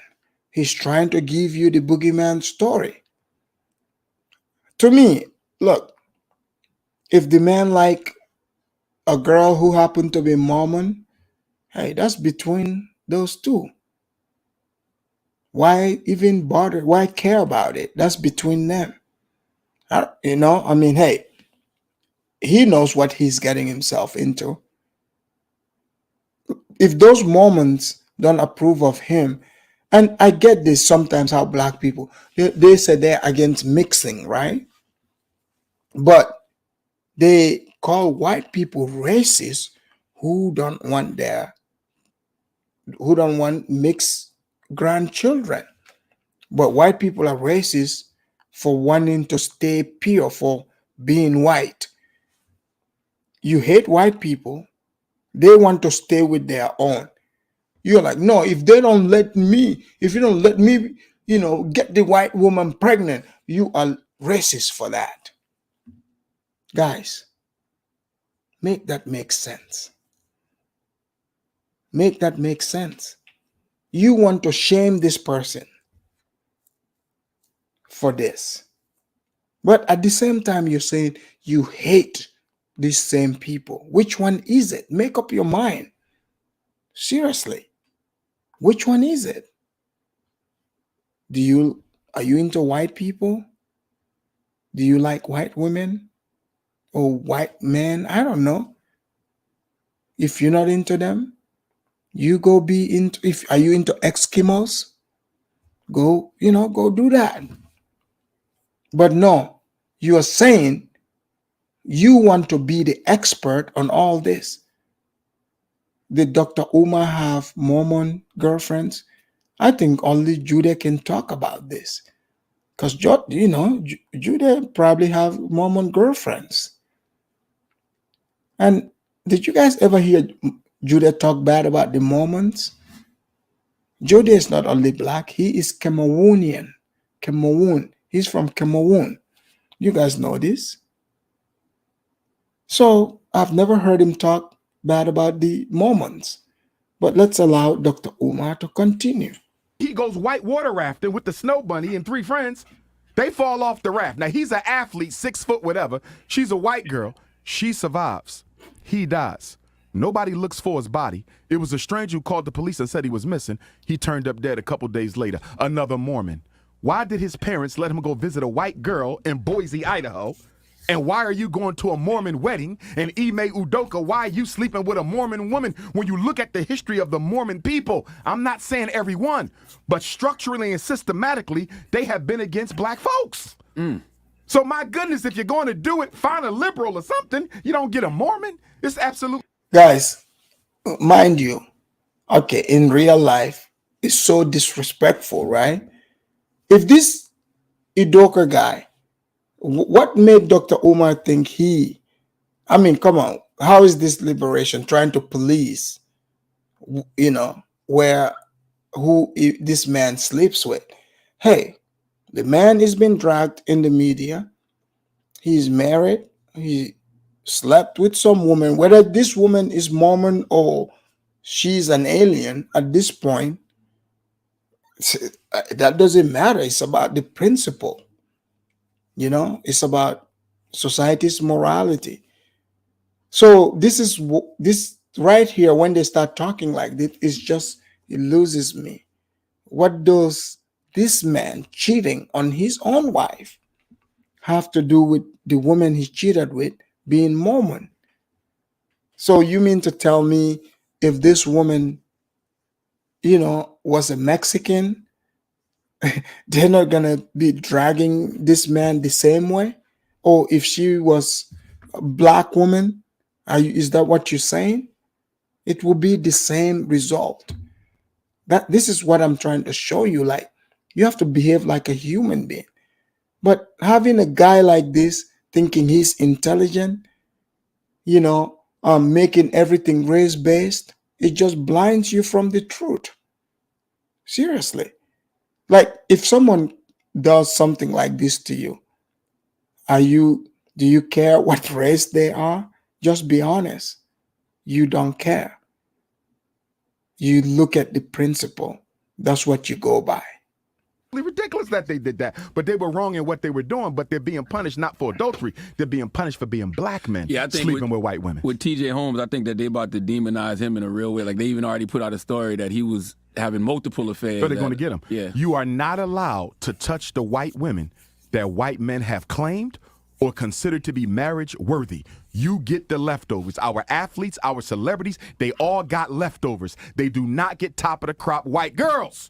And Ime Udoka and T.J. Holmes. Guys, doesn't Dr. Umar sound like he's jealous? What does he mean they get the leftovers? This is even he's disrespecting those men. So you think, okay, just because you approve yourself as this black liberator, how is that liberation? You come in on media disrespecting these men who, like, marry whoever they want to marry. This is their right. They can be with whoever they want. But this is the thing in America. Dr. Umar gave himself the license to speak about the choices that these guys made about who they want to be with. He's got like several baby mamas, right? The black one, like I just told you, it don't matter. Like, if you have many baby mamas, whether they are black, white, blue, or green in America, oh yeah, they're gonna take you to child support, just like they did Dr. Umar. So this is why you guys need to continue donating. He needs to pay that debt off. It's not easy. Child support? Nah, child support is not easy. They're gonna come after you. All right? Somebody gotta feed them babies. It ain't free. It ain't free, All they said is Dr. Umar paying child support. I think he is, because if he lapses, he won't be able to fly. But he comes here saying these people are getting leftovers. Or he's saying white people are preventing other people from getting their women. Isn't that what the natural instinct is? Didn't he say blacks should stay with blacks? Black men should protect, black women? So why are you mad at other men protecting their quote-unquote women, if that's what white men are doing? See, the way he speaks, white guy cannot say this. They are going to say it's racist.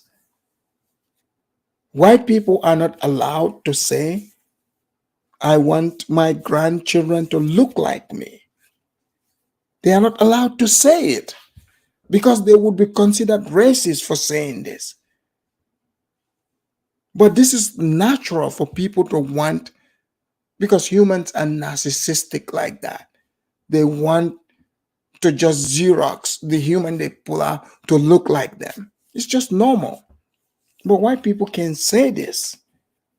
But blacks can pick and choose when. So Dr. Umar is making you seem like a lunatic. Nobody's going to take you serious. It means you have no power. You're so powerless. You can say pretty much anything. Nobody cares, because they know it's just talk. You have no power to implement it. That's what this type of talk is. calling this man saying they have leftovers. I mean, who needs the KKK when you've got blacks pretending to be revolutionaries to take other black men down? He is a jealous man. He's very jealous, calling this white, fine, beautiful white women leftovers. Okay?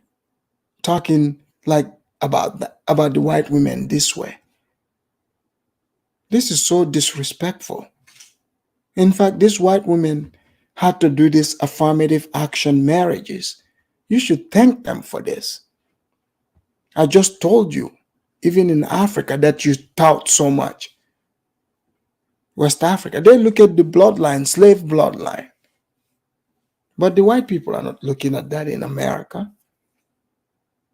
But the man is jealous. Look, if you like white women, go get you some white women, okay?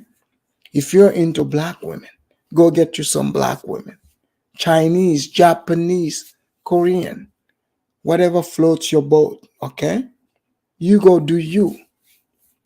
The man, how many Shiniquas does he have? He's not having peace from them. A few months ago, wasn't Dr. Umar traveling in all the different ghettos, the ghetto states in America, marrying all these, spinsters, they got the rags on their head saying head ties. Dr. Umar was doing, I don't know if they say fake marriage, whatever, but it was on Instagram, marrying two women at the same time. But on his marriage certificate, that's not what's there. So this is all fantasy. Why be mad at white people? Just do you. The people that are into white women, let them also do that. Okay? You think people in Africa, deep African countries, are doing that? They don't have the option. In America, there's plenty of options. Let people explore. Let the people find out what snow heaven looks like, okay? Stop hating. Start participating. Here we go. Made a mistake of messing with women, white women who were untouchable, made untouchable by white males. So top of the crop, white women is Married or financial situation. status, or just women that are married? Bloodline. Okay. You have to come from one of them families with them names. It could also be financial as well. You follow what I'm saying? Mm-hmm. But white men determine who those women are. And it's normally a mix of income, status, and bloodline, as well as occupation. You follow what I'm saying? They're not poor. They don't come from poor means. They're not first-generation millionaires. You understand? Black men don't generally get those women. And married white women are automatically included in that by virtue that they've been claimed by a white man. I want to ask you something, Dr. Umar. For you, have you ever seen an interracial relationship that was acceptable to you? No interracial relationship is acceptable because we have too many black women who are unmarried. Did you hear? This guy is so slick. This guy is a 419er. They said, did he ever see an interracial marriage that is acceptable? He said no. And then he morphed straight into, because there is a lot of single black women. Is that right? So what does that have to do? So you're saying just because there is single black women, so interracial marriage is not acceptable to you because of that reason? Why are those women single? Guys, this guy is fake. He is totally fake. He's not speaking the truth. What does single black women have to do with what the black men are doing? If these black women were desirable, they were wife material. Trust me, men would have married them. Okay? It's about choices. People like what they like. If I'm coming to your coffee shop and your coffee sucks, you don't serve good coffee, guess what? I'm going to find a different place. If their coffee is better, they treat me nice, they give me the Wi-Fi password, their croissant tastes better. Guess what? Now I'm a new customer there. But you think you can shame me to come and drink your stale coffee, your, old ass croissant? No, it's not gonna happen. It's just facts. There's no way you can shame me into that. That's what's happening with many of the blacks. Oh, just support me because I'm black. No, like, I need you to deliver. What are you delivering? This is what people don't want to admit to. People don't want to accept. But instead of focusing on you, you want to shame those people, because he wants to be like those people. Dr. Umar is over there fantasizing about being with, like as he says it, snow bunnies. For somebody who hates snow bunnies, he sure talks about them quite a bit. He talks about them all the time. He never passes up an opportunity to talk about, quote unquote, snow bunnies. And another thing they do, right? All these fake pan Africanists or black power people, like Tariq, for example. Tariq have put up his wife as, he said, oh, Peanut. I guess her name is Peanut Butter. She's makes more like white, right? Tariq talks all this mess how he hates white people. His mother-in-law is white. The wife is mixed but looks more like white. And then you have the other guy, the African diaspora news guy. I saw a video because this guy talks that like black is superior, all the other races are just terrible. But his wife is Hispanic. And he tried to convince the blacks that no, she's just a light-skinned person. And all of a sudden, Hispanics are Africans too. This is what these people do. It doesn't make sense. So here we go. Black women are the largest population on the planet Earth. If you can't find one in America, get it from Africa. If you can't get it from Africa, go to the Caribbean, go to Canada, go to Europe. Why would a black man need to copulate, build a family with anything other than a black woman when you have so many black women available? It is an exercise in self-hatred. There's no way to get around it. Do you think Kanye West, if he had a black woman, things would be different? Oh, absolutely. I think Kim Kardashian used him. And the fact that they're making that man pay $200,000 a month. Guys, that's the biggest lie. He said if it was a black woman, it would be different. That's a lie. Straight lie. Wasn't Shaq's ex-wife black? Many of these athletes, they're white. These people speak as if majority of these athletes marry white women. That is not true. That is what they show. The media try to hype it up. But majority of the athletes in football, basketball, like blacks, marry blacks. How many situations have we seen these same black women screwing black men over? What about Jada Pinkett and Will Smith? Humiliating this man in public. Not only she's doing the entanglement behind closed doors. So with the black women, they're not only, gonna do what you're saying, they're gonna go out of their way to emasculate you, like Jada Pinkett is doing to Will Smith.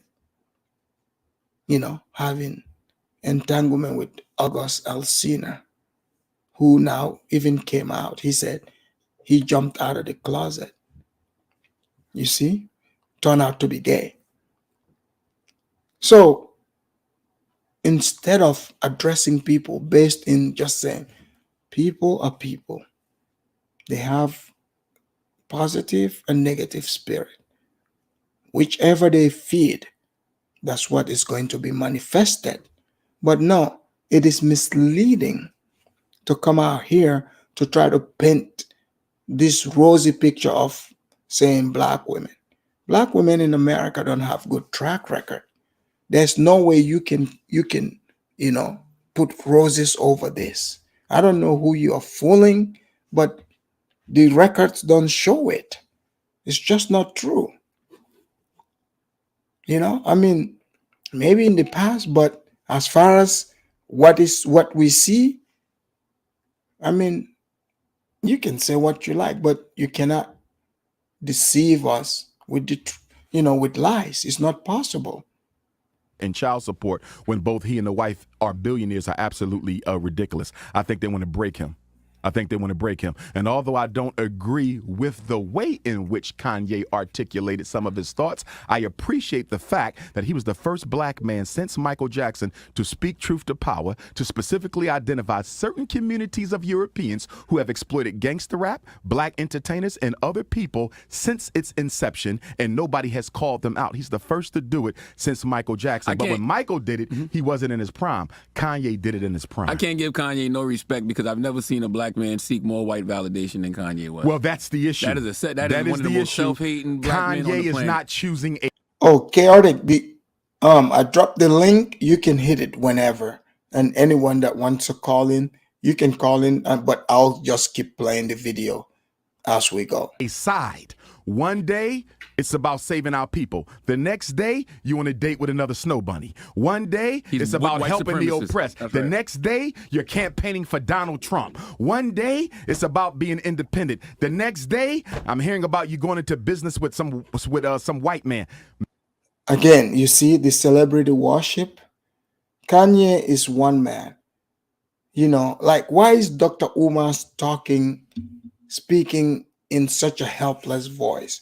This tells you many black Americans worship celebrities. He's speaking, to try to show like, okay, Kanye have to make up his mind for us. But what I gather is Kanye is fighting his own individual battle. He's fighting his own individual battle. How, what lessons are you gathering from it? But trying to walk in Kanye's shoes, when that shoes size is not your size, you're just going to suffer. So he thinks he's of the same class as Kanye because they are simply black. That's why I say, if blacks will not let you be free. I understand why many Jay-Z, 50 Cent, others, have to stand firm on their own personality as individuals, because majority of the black masses, they think they own these people. That's what they think. But they don't. These are individuals with individual ideologies and seeing the world the way they do. They worked hard, elevated themselves to this level. That's how you got to know them. You didn't make them. They made themselves. Just like the Dion thing. These people speaking as if they made those guys. You didn't know Dion from a can of paint. You knew him on TV. He walked his way to get to that level. Now, all of a sudden, if all black people have that talent, what's stopping you from being as great as Dion?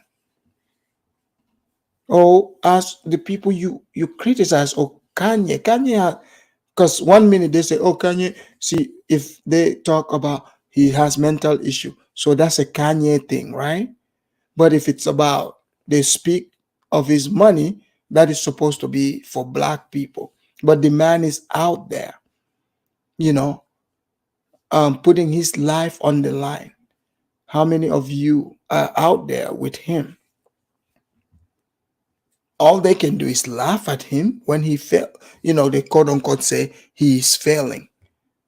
Just let the man, create his own path as he's been doing forever.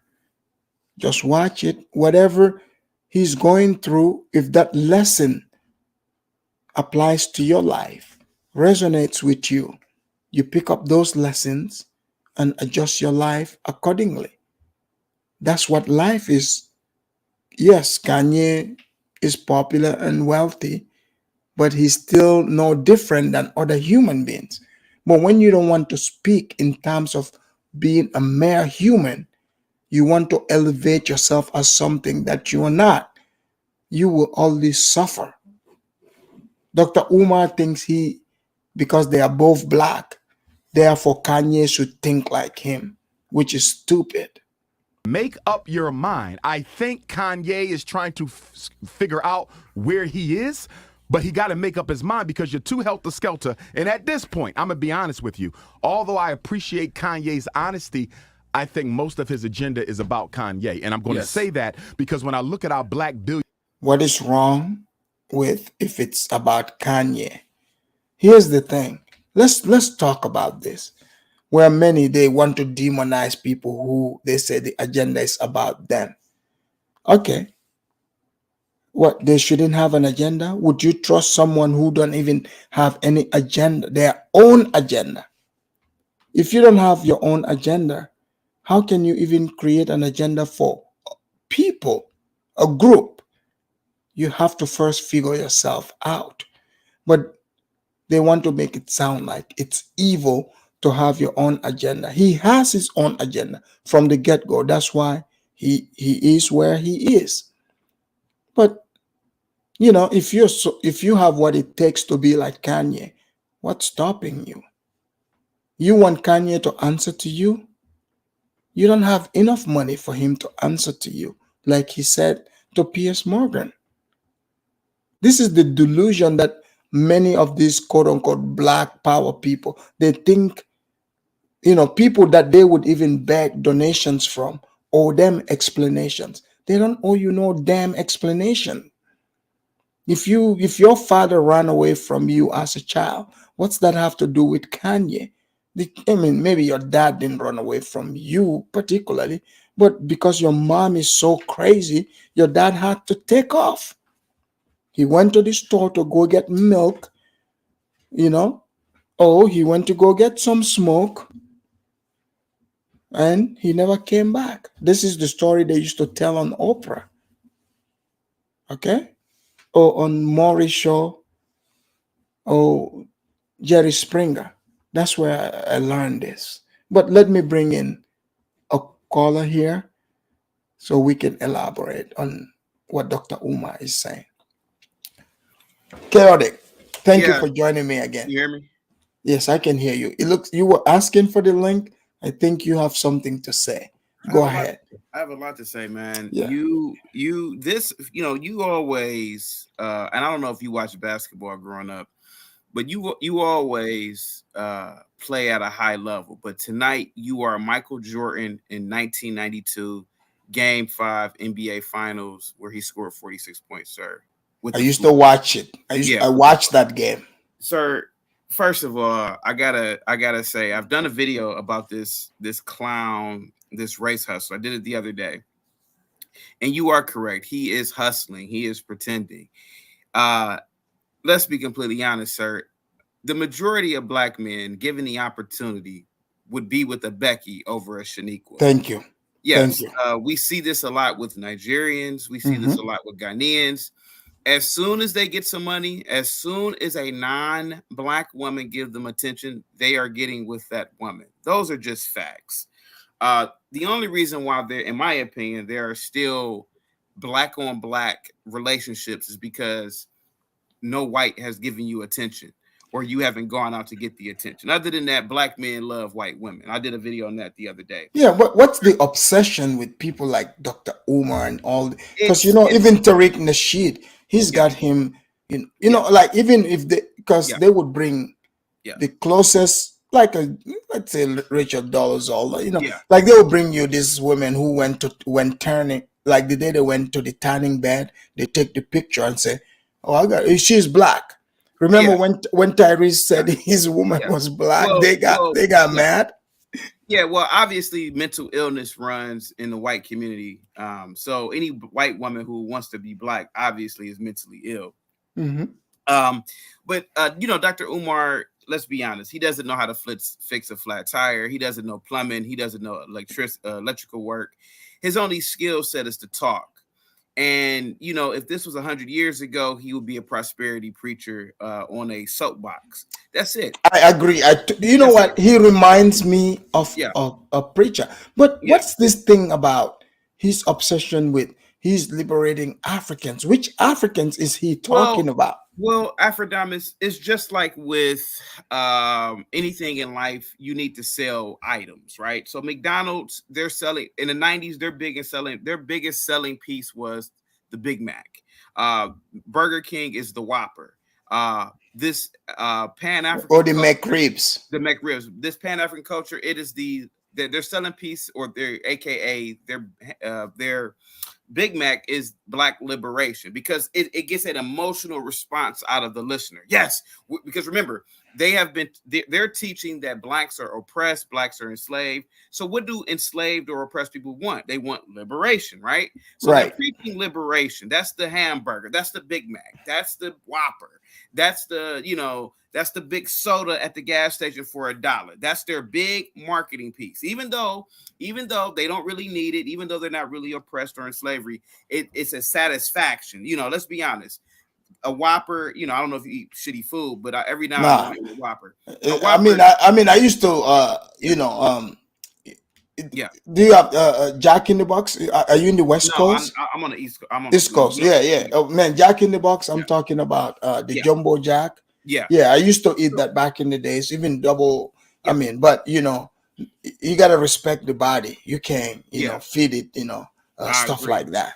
And so the thing is that my good sir, is that Dr. Umar he's a salesman, or he's a 419 scammer to a degree. And he lies, he's deceptive. I mean, obviously he's deceptive. Where's his school at? And you are right. He just he wants donations. Right. And just like a typical Negro, he's complaining and bitching about America, which he lives in the lap of luxury. Let's be completely honest. But you know what's funny? Go ahead. He said he went to Cuba, right? To learn African spirituality in Cuba. What is that all about? Why couldn't he just go to Nigeria? Africans really don't give a damn about slavery. No. You realize you do know this, right? I know all of that, sir. Yes, absolutely. Okay. Yeah, they don't fall for that stuff. Here goes the thing. That's the exact reason why he won't go to Africa. See, if he goes to Africa talking all this ancestor nonsense, this liberation nonsense, people would laugh at him. Again, he is cosplaying an African. Does he know the Africans are waiting for the snow bunnies to get there? Yeah, he's cosplaying, and he's created a character of what an African, or what he thinks an African is, when in fact Africans don't even behave like this. Sir, I wanted to also talk about what you were saying about your neighborhood. Sir, I too agree with you. Living in white neighborhoods is like being in heaven every day. You know about the Christmas I'm talking about here? It's almost like heaven, dude. You go outside, and I live around whites. You go outside, they decorate their houses with lights.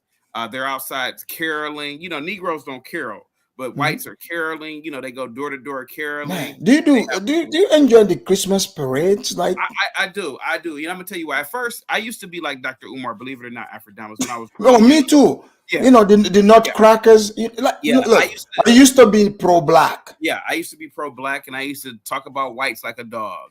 But then when I realized that, hey, all my life, whites have generally been nice to me. Whites have, never really have undermined me the way that blacks have. When I'm around whites, I could be myself. I don't have to pretend to be somebody else. It's peaceful being around them. Generally, it's productive conversation. And again, sir, when they do their Christmas events, I'm telling you, you ever watch Marvel? You ever watched the Marvel Cinematic Universe? Which one of their movies? You ever watched Thor? Yes. Okay, so it's like being in Asgard. That's what Thor's like. Yep. So when you're around whites, especially during Christmas, like I saw them skating yesterday, and it was like heaven, man. And it was a few Negroes out there, but it was. Did you feel when you saw the Negroes? Did you feel tense? No, I didn't feel uneasy. It was hundreds of whites and maybe 2 or 3 blacks, Oh, And okay. They are safe blacks. yeah, these were like your Amazon warehouse worker blacks, believe it or not. These weren't really the safe blacks, but these were the blacks that, they could turn into a nigga any second. And so I saw the ice rink. It was lit up. It was beautiful. White. There was families there, children there, just being white and beautiful. And it was heaven, Afridamus. And I know a lot But of you know, chaotic. Don't you think I was in my area this early morning? I went into this park area. They have this Christmas lantern thing. White people have all this light, and then they shut the road and bring the police. And I'm like, don't you think that's a bit racist? Why does the white people need to bring the police to protect that area? Like I felt safe, but I'm just like, what is this all about?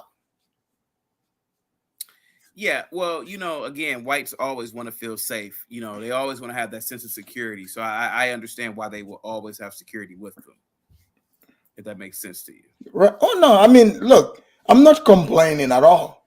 Okay, I'm not. Yeah. I'm just like, security measures are good because what the white people were doing. They had the nice Christmas lights. They had the lights around. It's called the jogging. Like you come there early in the morning. You wear your Christmas, paraphernalia and stuff. People jog around a lake, or people will run to the lake and jump into the lake. So I do white people stuff like that. Yeah, it's beautiful. Yeah, whites are, I don't know what happened, sir, but I think that whites have been given a bad name. I think whites have always been peaceful for the most part and always been pleasant. And I think what has happened is you have angry blacks who aren't really skilled at anything, like Dr. Umar, and they blame their faults.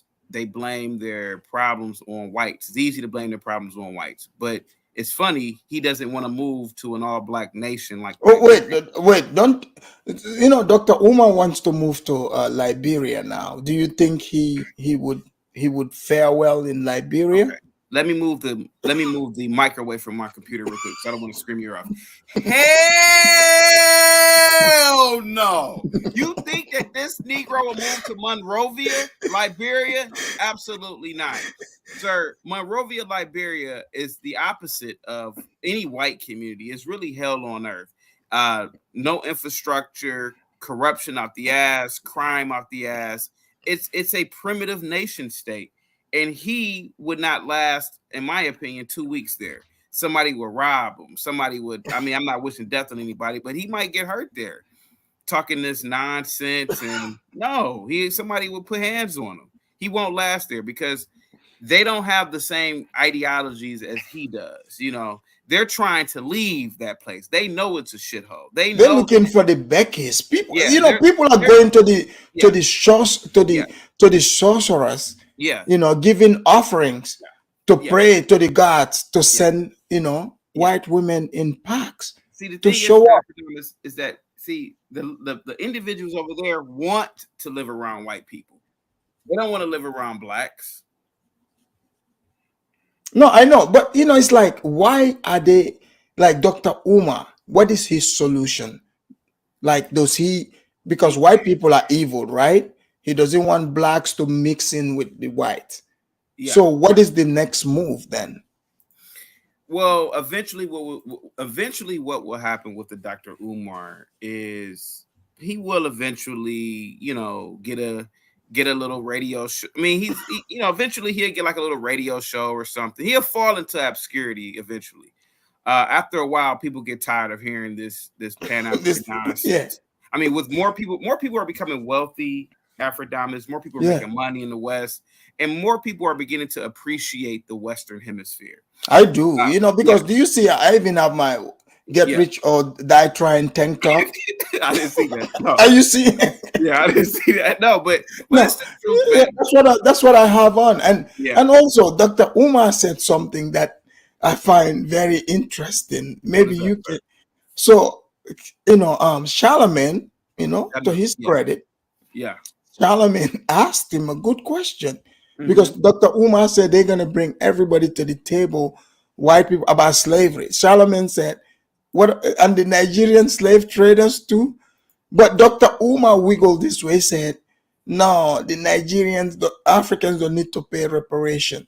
So why is he letting the Africans off the hook?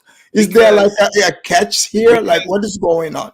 Because Afridamus, just like with the Africans, just like with the Arabs, just like with the Mexicans, black people don't give smoke to people who will give them smoke back, generally. See, they give smoke to whites because whites pander to them. Okay, let's make the blacks happy. Okay, let's okay, yes, you are right. Okay, let's kneel for the blacks. I can't believe those white police officers kneel for those dumb Negroes. I know, it's crazy. I would have, yeah. White people sometimes, some of the stuff they do, like, are they clowning? Are they clowning the blacks, or what's going on with? I think generally whites really inherently do believe that they are superior, and they believe that they feel sorry for their actions. So, okay, we can kneel for the poor, downtrodden blacks, okay? But see, the Arabs aren't going to kneel for it. You go to the Arabs and say, we want reparations for the slave trade. They're going to say, fuck you, nigga. They're still doing it right now. They say, fuck you, nigga, and you better worship my God. Or, they don't care about that. You can't, listen, Dr. Umar wouldn't dare go to Mexico with this nonsense. Well, what about Nigeria? He wouldn't go there either. He wouldn't have because the blacks there wouldn't listen to him. See, Nigerians want money. Right. Yeah, they're not giving it. They want you to. They want it. Yeah. They want money, and they want to live around white people. I've seen it. They want money. They want to live around white folks, just like most people on the planet do. And the fact is, Dr. Umar, I don't know whether he believes what he's saying or it's just a hustle, but Dr. Umar's game is over, especially with black. Wait, please tell me Dr. Umar lives in the middle of the hood. Absolutely not. Just like you and just like me, his neighbors are white. Let's be completely honest. So he's enjoying the white Christmas at the lake. I would argue that Dr. Umar probably has cookouts, backyard events, and with whites. I would argue that he does. Like the movie The Cookout, remember? The basketball player moving into the black. Yeah. I remember. Yeah. And again, listen, Afridamus, I've seen these types of people all my life. I went to college and I had black Pan-African studies professors. I had older upperclassmen like this Negro. They talked all this about white people, but had white people on their arm, kissing them, dating them. I've seen it. Having children with them, living around them. And, I don't know why it didn't take me till I got older to realize the hypocrisy of it all. Yeah, it's sickening, man. Yeah, because you're right. You're absolutely, because it's like, I don't get how people don't see the hypocrisy here. Like, the same people that are trying to push this narrative, at some point, when is people going to wake up and be like, okay, wait a minute. Why is this individual so obsessed with this? What's going on? Again, he has nothing else to do. He hasn't accomplished anything else in life that's making him money. So this is making him money. This is giving him a platform. So what's up with this school too? Come on, man. You know damn well he's taking that money from you guys, man. Have you donated? No, not me.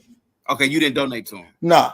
Okay, yeah. No, because I know that the blacks don't have their own curriculum. In fact, there's a Ghanaian man, right? Yeah. Very smart, intelligent Ghanaian guy. He said that, there are many Africans. I went in the comment section. He's Ghanaian. They hate him. They said they even call him racist. He believed that the blacks in general have low IQ. They cannot create their own curriculum. He said everything we study, white people created. So sorry, go ahead. I'll wait for you done. So he's proposing, he wants to come up with a medicine to help blacks be intelligent. And many were very upset. I think that if there's some science behind it, if the concoctions or whatever he's chemically making is tested and it goes through testing and it works, and sure, I think that he is right. You think he can come up with something? Well, I'm pretty well, God, if we put our mind to it, we can do anything. I believe, as a human race, and I do believe that blacks and Hispanics have lower IQs than whites and Asians. I mean, look at their cultures. But you know what's fun? Go ahead. It's funny, this medicine thing, right? When growing up in Africa, there are some people who believe they would go to like the sorcerer, whatever, spiritual man, to go get medicine for intelligence. Like, no, you laughing, but this is real. I've seen it. Yeah, I've seen it. So that means they believe like there's some people who are not that smart, and they believe there's a medicine that can help them. I mean, it's a possibility. It's a possibility that certain, like, I know when I eat garlic and onions, I'm more focused. And if you do research into it, garlic and onion, they're superfoods. I notice when I eat crap foods, I feel sluggish and slow. I notice when I drink alcohol, I feel really stupid. So yes, I would believe that there are ingredients, stuff, remedies, yes. But I think that blacks do have a lower IQ than whites, absolutely. But not all blacks, of course. Not all whites are more. Oh yeah, like I know most people, they like to use the all term. Yeah, and they know it's not all. Yeah. But that's just to try to get themselves out of the out of the reality. So that one Somalian dude that calls into your show. Which one? I mean, they're all pretty much the same. I mean, all Somalis stupid to me. But you see how emotional they get when we talk about Africa. You see how emotional they get because in Somali, which is a war-torn country, it's been a war-torn country for decades. They never really created anything other than a one-story building. They don't have it's like there's no intellectualism over there. They're just violent. They love warfare. They love violence. And in my opinion, I think an intelligent black like you or I, if we spoke our mind in Somalia, they would try to eliminate us because they don't want objective thinking. And that is why it looks like biblical times in Somalia right now. Yeah, most places, Yemen too. Yeah. I mean, there's something there to definitely, study, to look at how the people actually, interact and what is making them, fight against everything and anyone. You see? Yeah, that's definitely something. That's a topic, in fact, I would be happy to tackle. I know it would be a hot one, but I don't run away from the funness. I work straight into it. Can I ask you a question? I'm sorry, go ahead. I want to ask you a question. So you live around white people, right? Can I ask you a question? I do. Yeah. When you wake up in the morning, let's be honest, what do you hear first? Oh man. Chaotic, are you trying to get me to get people mad again? Okay, well, how about this? Do you want me to tell you what I hear first when I wake up around whites? Yeah, go ahead. Okay. When you are in a white neighborhood, you hear birds singing. That's what I was about to tell you. Is bird by my window? I hear the birds singing. 3 little birds, always singing. You know, birds singing. You hear. And that's like the running. That's like white women jogging. You hear the trees bristling. It's peace. People aren't speeding down the street now. And I will admit, Afridamus, and a lot of people don't believe me, I did live in the hood at one point. When I was in college, I lived in the hood. Because I lived off campus. I lived in the hood for a year or two as an adult as well. And you want to know what I heard? Guns. Yeah, pit bulls. Get your ass Music. up, bitch. You hear people cursing in the background. You hear all types of nonsense. You hear cars. You hear mufflers. Yeah, it's just loud. Loud music. Yeah. One of my cousins used to live in the hood. He thought he loved it in the hood, and he's like, man, what you doing in the white neighborhood? Back in the days, he came with his he had a Thunderbird, nice Thunderbird. Yeah. He went to the car wash, washed it, waxed it, all shiny, summertime. pulled in, and a couple of Negroes were out smoking. He went inside. He came from the barber shop. He wants to go out and have good time. When he came back, they scratched on his big scratches. They wrote, "Fuck you, nigga." Yeah, well, That's what they wrote. Like they keyed it into his car, just mess him up. Afridamus, and you said this was your cousin? Yeah. See, and what it is that your cousin probably looks super African. Oh no, he's like tall, big. Yeah, you know, like see, it's something about your cousin that made them think he was soft, or made them think he didn't have a gun. And in Afridamus, I can tell you, niggers are absolutely jealous of each other. Oh, I know. They're lazy, they're shiftless, and when they see a black who's positive, a black who's a mover and shaker, they'll do everything they do to they'll try to destroy that black. And I've seen this all my life, unfortunately, man. And that's why I'm a big proponent of moving away from blacks when you obtain a certain, level of success in life. Because what do you say about the rappers who they come in contact with all these millions? I'm talking the ones that, we keep seeing the news getting killed, and it always happens in the hoods, in the black neighborhoods. Like, what's going on there? Afridamus, because again, in our community, and I'm talking about all Africans, we don't practice classism. Right. We still think that we're all the same. I've seen it. I've seen black doctors still hanging around their family members, and a lot of their family ain't shit. They may go to a house function or a function, and they have cousins who work at the Amazon warehouse. And I'm like, why are you hanging around this person? This person is not on your level. They don't have the same goals and ideas and aspirations as you do. And low key, they might be jealous of you. So yeah, they're all drinking, and you're there as a doctor. They're waiting for you to get wasted so they can take a photo of you, video record. Oh, yeah. That's messed up. Look at you. See, and that's what niggers do. And again, I've been around it. I'm telling you, every time I've been around it, and it's a dirty little aspect of our culture, and you see a lot more of this within Black Americans. Like I'm talking about, Negroes of slave descent, right? And they're jealous of the wrong things. If you were an astronaut, they wouldn't be jealous of that because that's too complex for them. Right. But if you drove up, like you said, it was like a better car than them.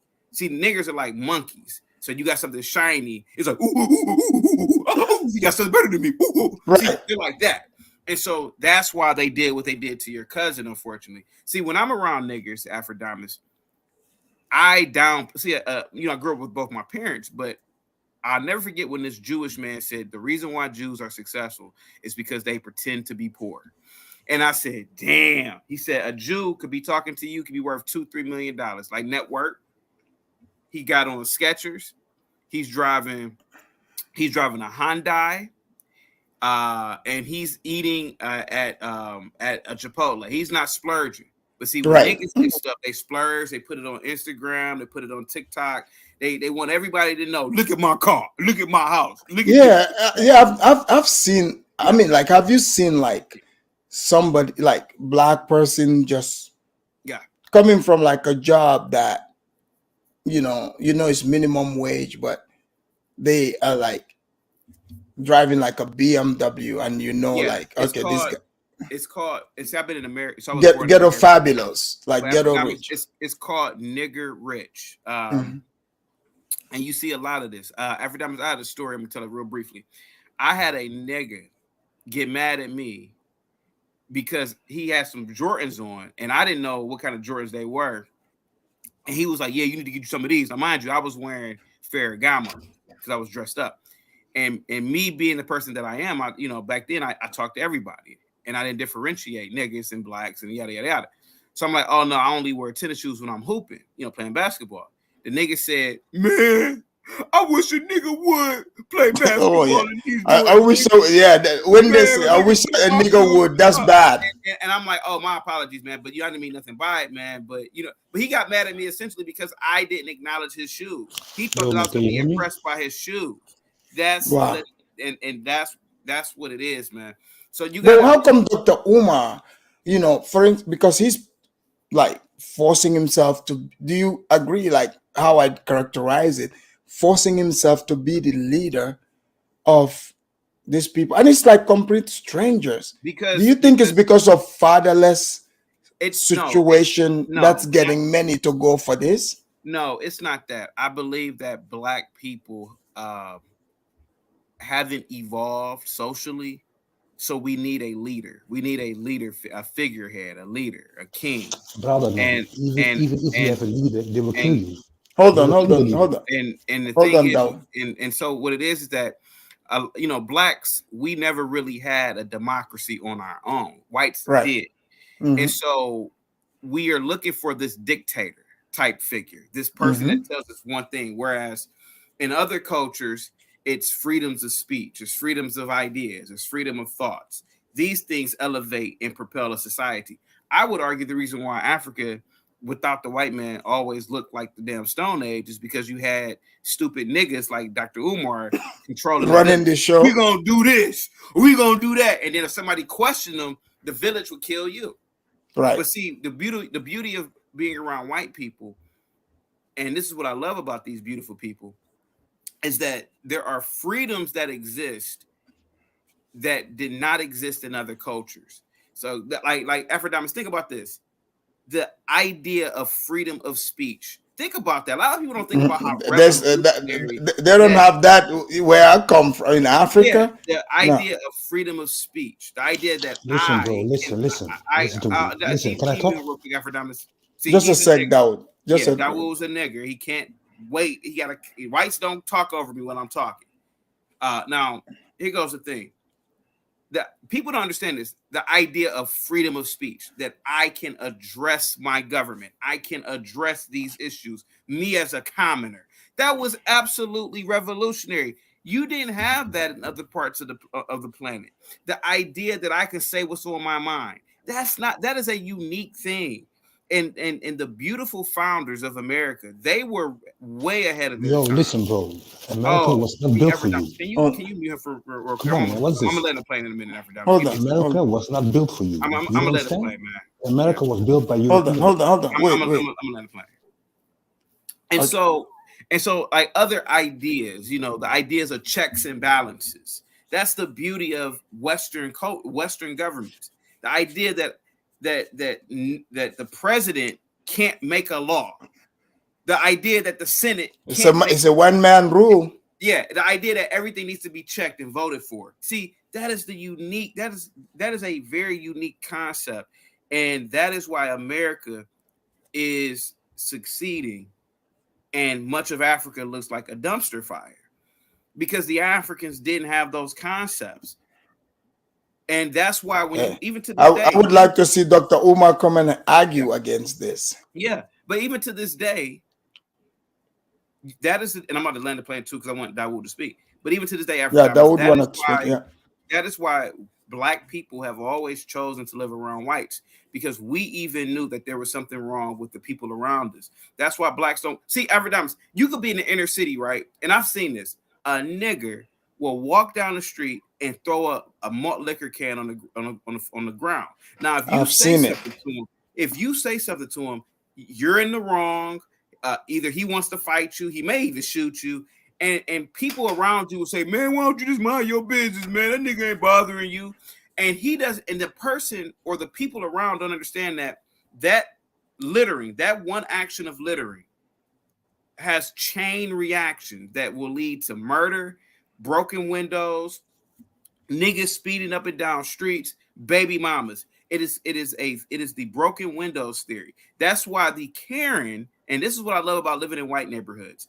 Yes, are Karens annoying? Absolutely. But listen, if I'm at a park and you're not supposed to have a dog here, and a Karen comes to me and says, "Sweetheart, you are not supposed to have a dog here," I look at that as this woman is looking out for the future posterity of the park. This is she true. Doesn't want, yeah, because if you bring your dog in there, if it's illegal, then you will say, "Well, you know what? I'll bring a prostitute up in here and get my dick sucked." Can I talk? Then you got a prostitute up in there, Can I talk now it's needles on the ground, and then nobody goes to the park anymore, and it becomes the ghetto, and that's why Afridamus, people like him and myself, we want to live around white folks. Go ahead. That's right. Go ahead, Dawood. Thank you for coming in, Dawood.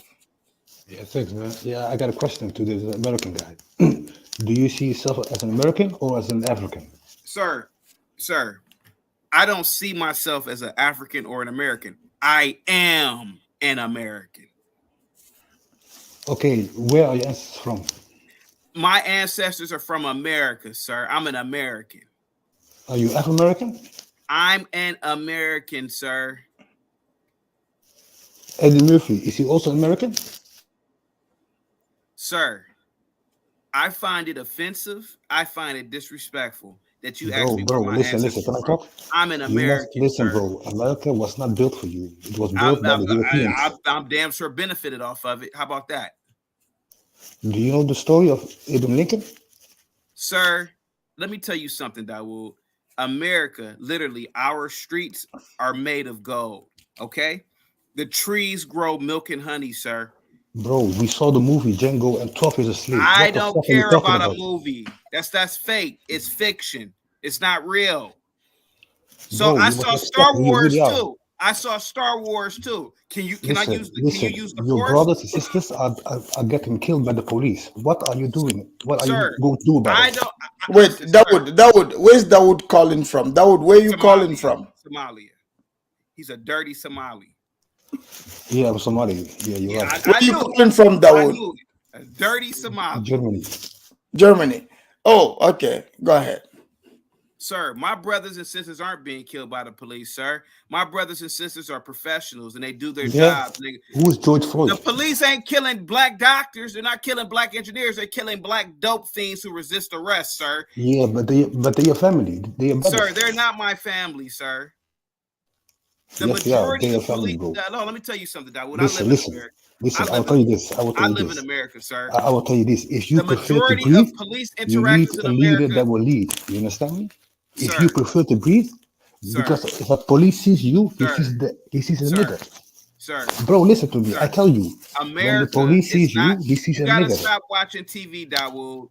You gotta really stop watching TV. Bro, I prove. You don't know what you're talking about. News. You see everything. Sir, you don't know what you're talking about, sir. It is very peaceful in America. Most, if not 99% of the times you get pulled over by the police, it is a peaceful interaction as long as you are being peaceful. Have you seen Chicago? Sir, Chicago is like that because of niggas shooting each other, killing each other. Bro. They want to separate you. You understand me? Afridamus. They don't see you as an American. Afridamus, please get him out of here. He has no idea what he's talking about. Wait. So, but did you hear what Dr. Umar also said about how blacks are getting killed? And also, I wanted to ask you this about the Deion Sanders thing. He talked about that. Why do Dr. Umar and other blacks think they have a say to talk about a man like Deion Sanders who made himself, created his own career, went to a poor area, elevated them? They could use the blueprint to show like, okay, we actually, now this guy got us in this limelight, we could capitalize on it. But instead, the blacks think he should stay there. What's your take on that? Are you asking me, Afridamus? Yes. Misery loves company. That's my take on it. They can't stand the fact that he's succeeding. They can't stand the fact that he's going to a better campus, a better college. But he went to Colorado, like over there in the white area. The first thing he said is they should be thankful they don't have to worry about crimes. The snow there is whiter and much better. Like, what's that all about? Is the white people praying for the snow to be better over there? Afridamus, the whites, they hate the blacks. You understand? Wait, you said black people. They hate black people, but you live in Germany, though. Bro, listen to me. Whites, if you go to Australia, if you go to Canada, you will always feel racism. They don't like blacks, dark-skinned people. It's a fact. Really? Have you not experienced by yourself? No. Really? Then why are the whites killing you in America? Killing who? The blacks, the police. How many? Chicago, New York, from your, everybody you go. how many? Do you think more blacks get killed by other blacks or by police? Yeah, but you must understand the black crime is created by the FBI in the 1980s. But we live in 2022. Okay, fine. Yeah, let's say they created it. So, like, you asked me if I didn't see that. I said no. So, like, so white people are so bad, but you are in Germany, which is a white country.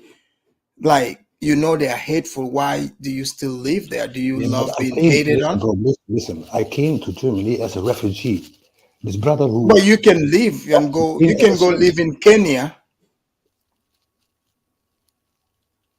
right? Kenya is a black country. There's many Somalis there, or Uganda, or Djibouti, I stay in Somalia. My own country is better.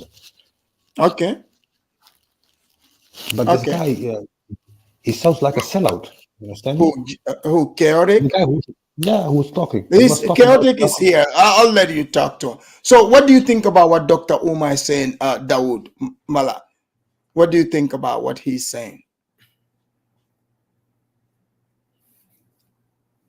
Dawood, are you there? His Somali Wi-Fi is going in and out. Listen, Afridamus, let's be honest. Jackson State is a piss poor HBCU.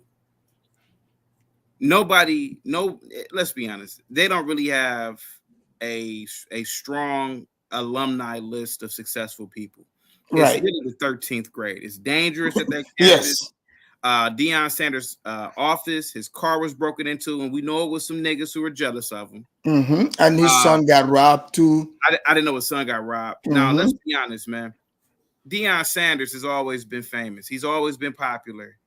And if anybody can remember, Deion Sanders was very, very popular in the 90s. Oh, yeah. He played baseball. He's definitely.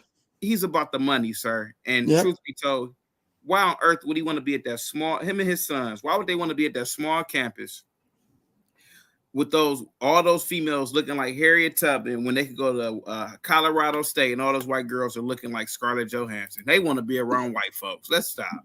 Go ahead. Dawood was asking, Dawood, are you there? Can you hear me, Dawood? Yeah. Okay, Chaotic is back. You were trying to ask him if he was a sellout. He's here. So Chaotic, Dawood lives in Germany. He said white people are evil, but he lives in the white country. So I was asking him, because he said he went there as a refugee, but he could have gone to Kenya or Djibouti or Uganda, but he said he would have preferred Kenya. And he wanted to know if you are a sellout. Like, do you have any answers for his comment that white people are evil, but he lives in the heart of the white man's country? No, man, no. I did not say white people evil. You must correct what I'm saying. I'm saying is that white people, they do not like blacks.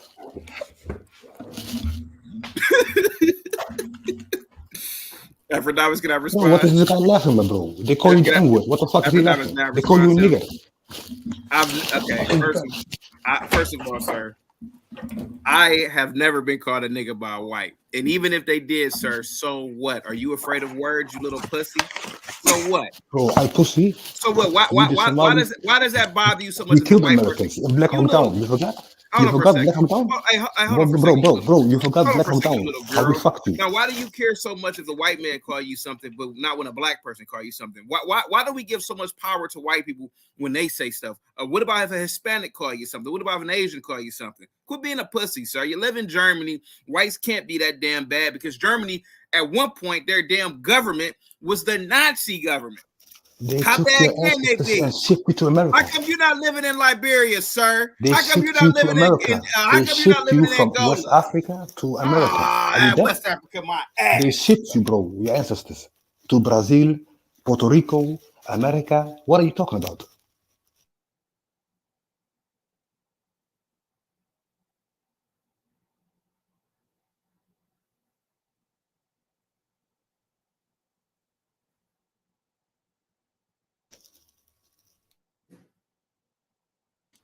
But okay, so chaotic. What do you say about that? Can you guys hear me? Yeah, I'm sorry. What did he say? I stepped away for a minute. So Dawood. No, Dawood was saying your ancestors were shipped from to Puerto Rico and all these places. He said, "What do you say to that?" Sir, slavery was a business. Slavery had both white and black participants in the exchange rate and value of it. Most of those blacks who were taken supposedly were enslaved by their own people first. The Dahomey were big slave traders, and they were absolutely vicious towards each other. But let me tell you something, Dawood. Slavery did not impact all of Africa. Slavery was only a blip in history for the African people.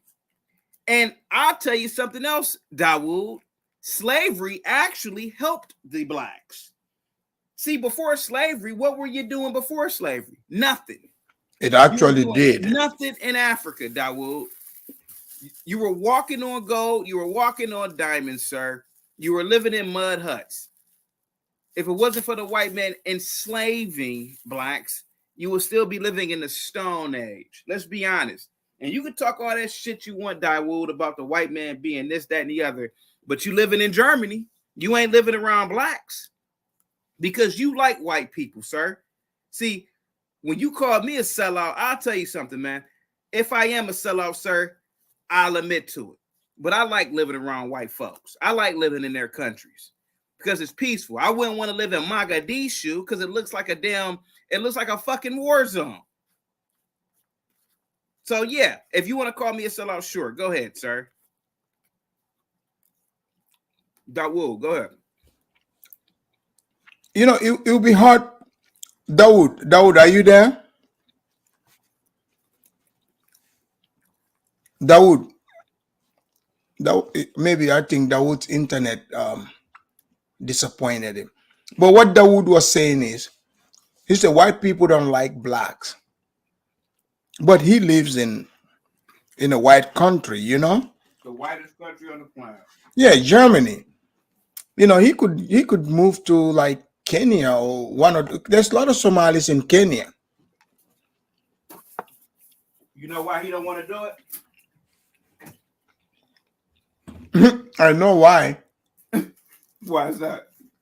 Because Kenya is not Germany.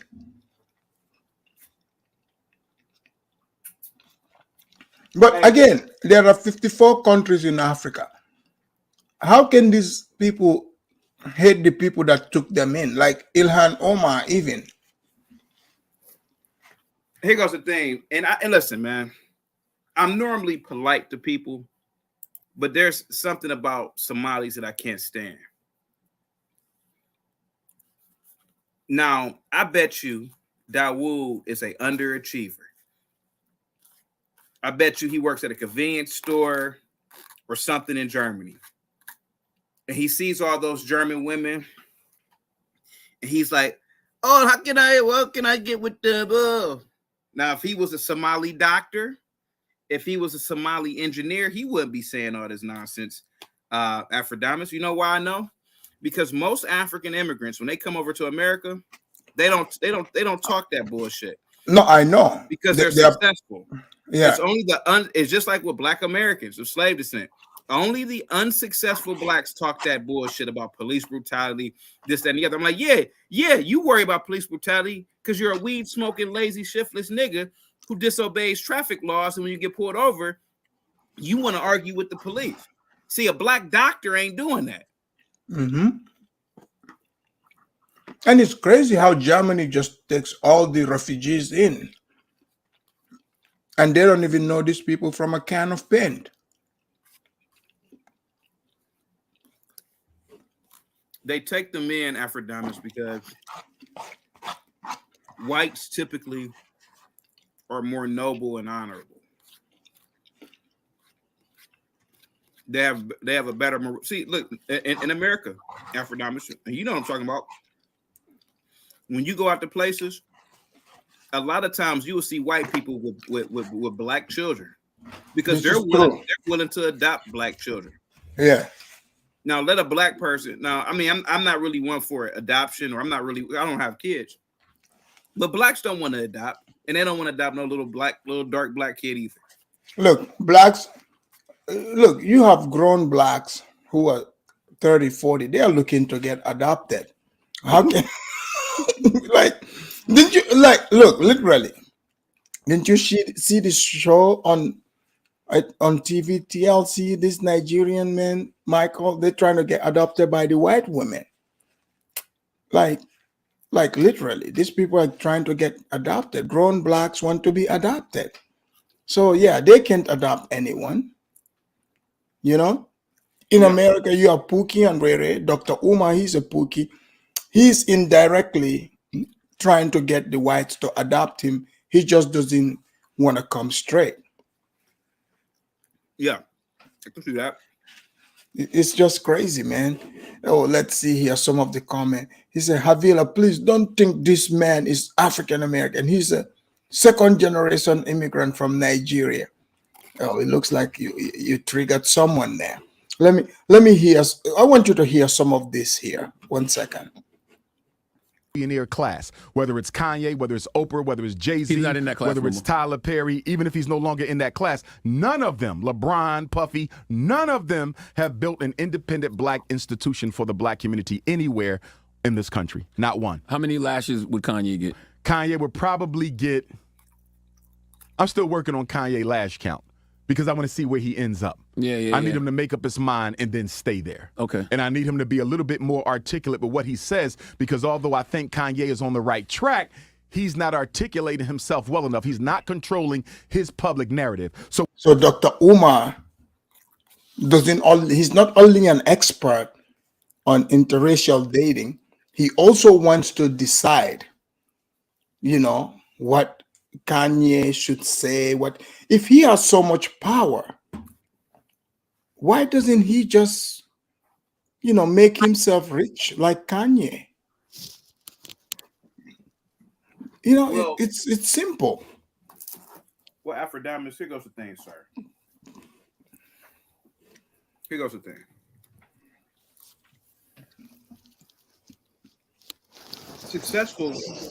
Successful black people don't owe anybody a motherfucking thing. I agree. Why do we need to build independent schools when we already have schools?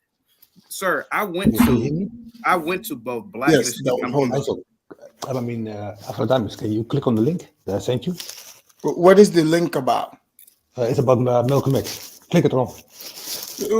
About Malcolm X, about what? Click on. You will like it. Can I ask this guy, what does he do for a living, sir? What do you do for a living, sir? Me, I'm operator at a big company. How about you? You're a what? A technical operator. At what company, sir? Why? Are you FBI? Sir? Who are you? Sir? Who am I? I'm an American. That's who I am. Who are you? I'm African, a proud African. Then why don't you live in Africa? Well, hello, because there's war. Exactly. It's a shithole. You How know about it and I you? know Why it. are you in America? I'm in America because I'm an American, sir. How many times I gotta keep telling you that? I don't want to live in Africa. So Dawood, are you gonna move back to Somalia?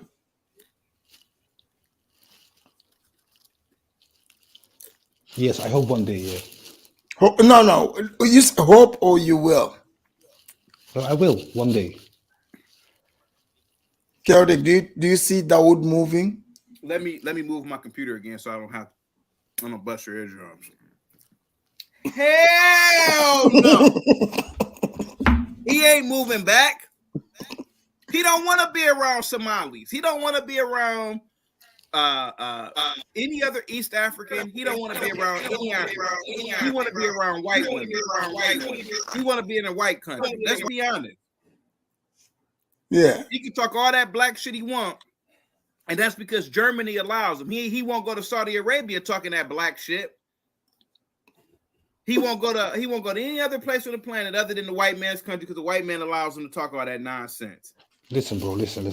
Nah, you listen. You listen. You are now in a country that took 5 million slaves from West Africa.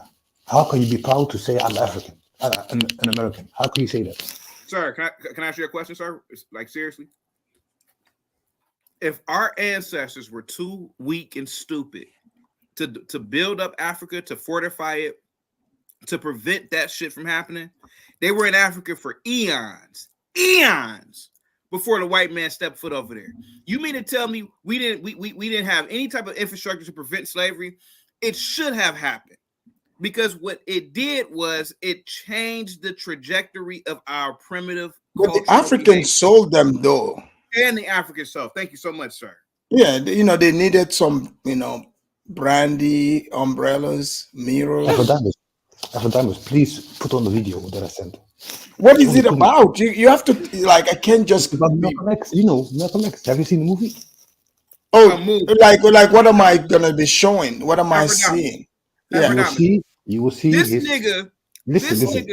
House nigga and the field Negro. I know about that. Yeah. Click on it. Oh my I God. did, but I know about it.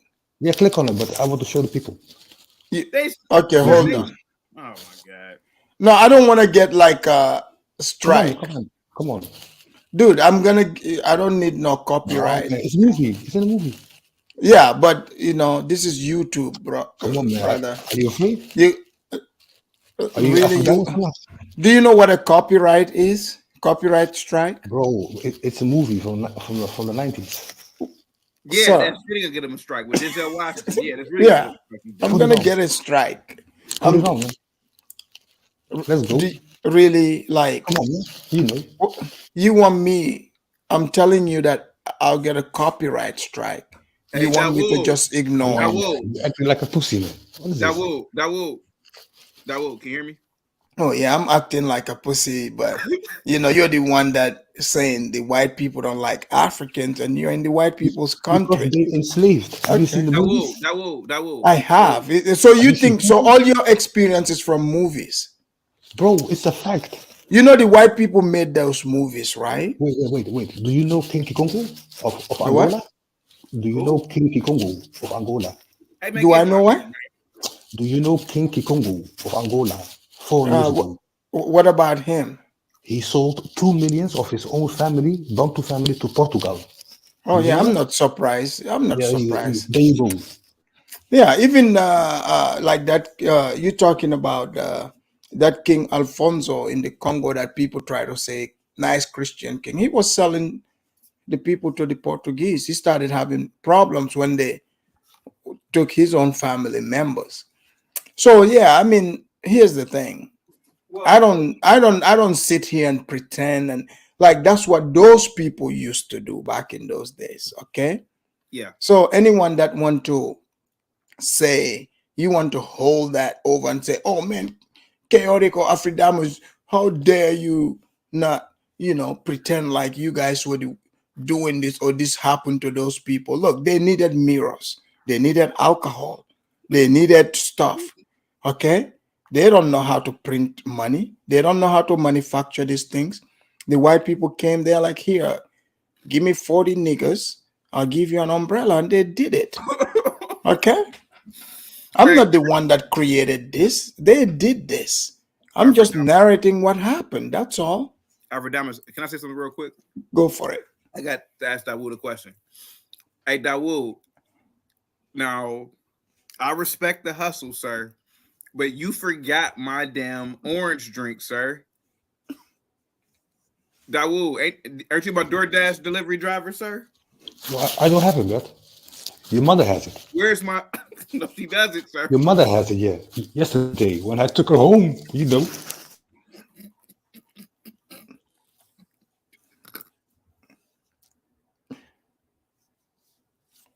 Oh, here, let's hear some of Dr. Umar real quick.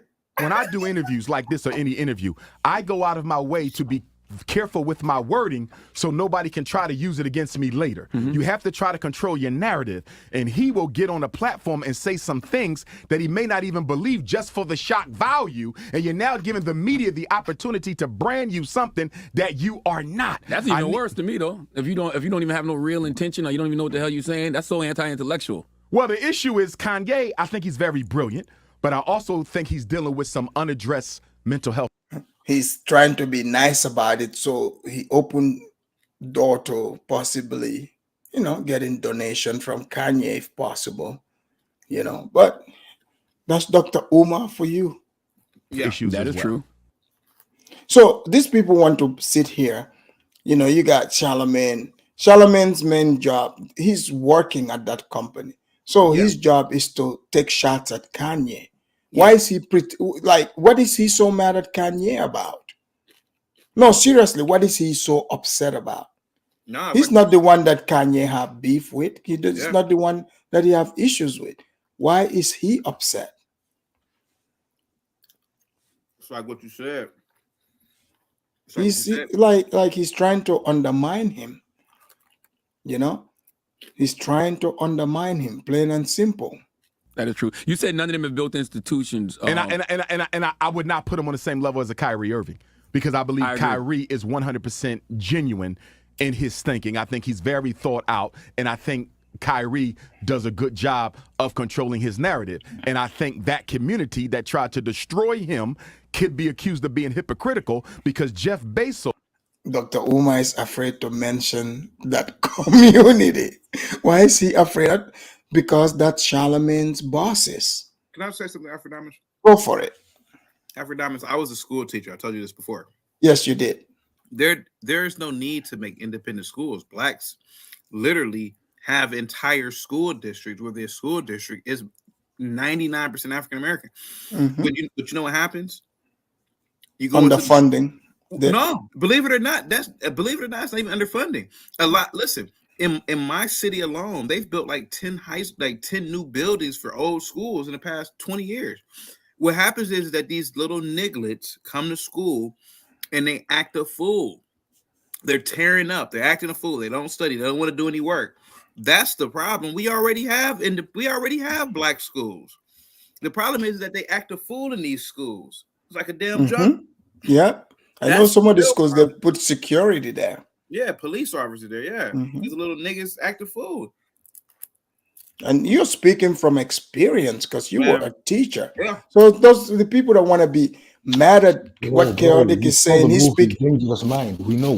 What? Let's talk about something serious. What So are you don't. going to do about your black brothers are getting killed by the police every day? What is? Sir, they're not what is being. the truth on Sir, it? sir, you have no idea what you're talking about. That, sir, all you have to do is look up stats. The police in America probably killed maybe like 1,000 people last year. And you know why? Because most of those people resisted arrest and they attempted to fight the police, or they were doing something stupid. They have videos of it. You think George Floyd was innocent, Dawood? Are you out of your mind? Do you know how many George No, Floyd man, no. They are poor. They can't find a They're job poor because because the Really, because the white Dawood, companies Dawood, don't want to give them. Dawood, You want to give to the Dawood. next kids. You must understand why the black people are Are you robbing. serious, Dawood? Dawood, have you ever lived in America? Bro, I don't need to live in America. I see. How, on the do you news, think? on Do you YouTube, think? Your average American, black American, if you say poor, how poor do you think they are? bro, have you American seen news? standard, Listen. Have you sir. seen news? Majority American, their standard of poor and what poor looks like in other places is not the same.